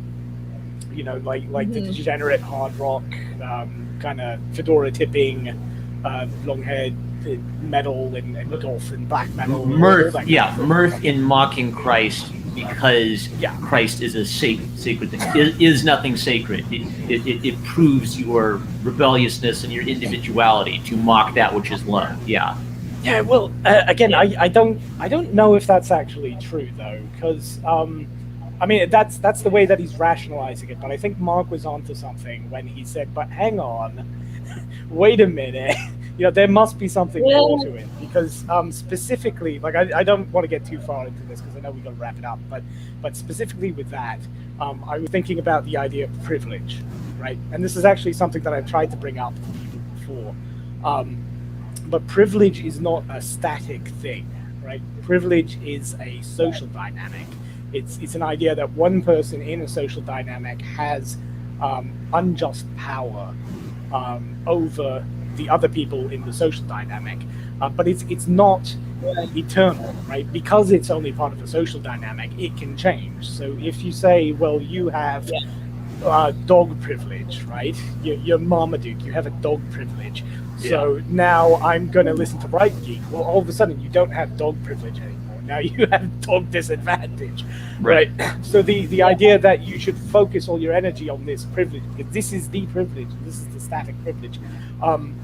You know, in much the same way with like Christianity, you're saying like, oh, you've got to attack Christianity because that's the dominant form of your culture. What if it's not, right? Because Mark and Jane, neither of them were raised in a Christian culture. That's not the dominant culture, right? It's not true that you're undermining the dominant culture. You're just undermining very specific idea that's not part of the dominant culture. So that's one of those little. Well, Jane.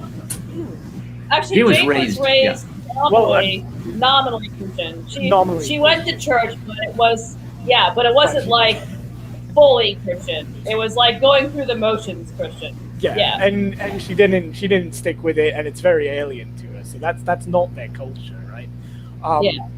Basically, I mean, I guess if I had to wrap up the whole thing, you know, the language was really fun. The idea of the importance of logos is very important. You know, like myth as a rock that we can cling to, and the idea of the cave, right?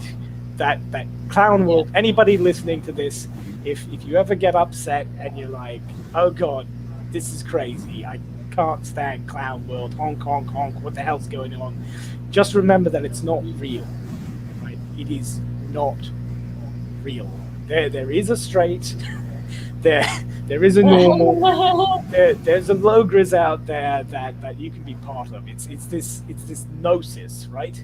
Like both sides, nice and low grizz, they're both looking for the hidden esoteric knowledge. But the thing is with nice, the esoteric knowledge is just more backstabbing and hatred and killing and just destroying everybody and just hating life. Whereas with low grizz, the esoteric knowledge is basically just get married, clean your room, and get married, right? That's don't have dreams, have children. Yeah, don't have dreams. Oh, that was another quote that I really loved when Merlin came in and threatened to go all Sub-Zero on Jane for not having kids. I was like, oh god, this will never pass the Netflix test. But I think the impression is that they tried again. So don't have dreams, have children. That's a great message there, I guess. All right. So on that note, I think we will finish for tonight. Thank you again, number one Marmaduke fan, and Punchy what about you for coming on. Oh, do you have a final thought, right, Geek? Yeah, you need your thoughts on it. You haven't given us your thesis, final thesis defense statement. Oh, so basically what you guys said, that this is these works in the Cosmic Trilogy are they're very deep, they're very layered, and with that hideous strength in particular, they are very relevant to our modern age. Fantastic. Well, it's been a blast going through these books. All right, so thank you to both of you for coming on tonight, and thank you to all of you who stopped by while the stream was going on, and for all of you who will be listening to this asynchronously on a later date. Thank you for listening, and peace out. Bye-bye. Bye. Bye. Bye. Bye.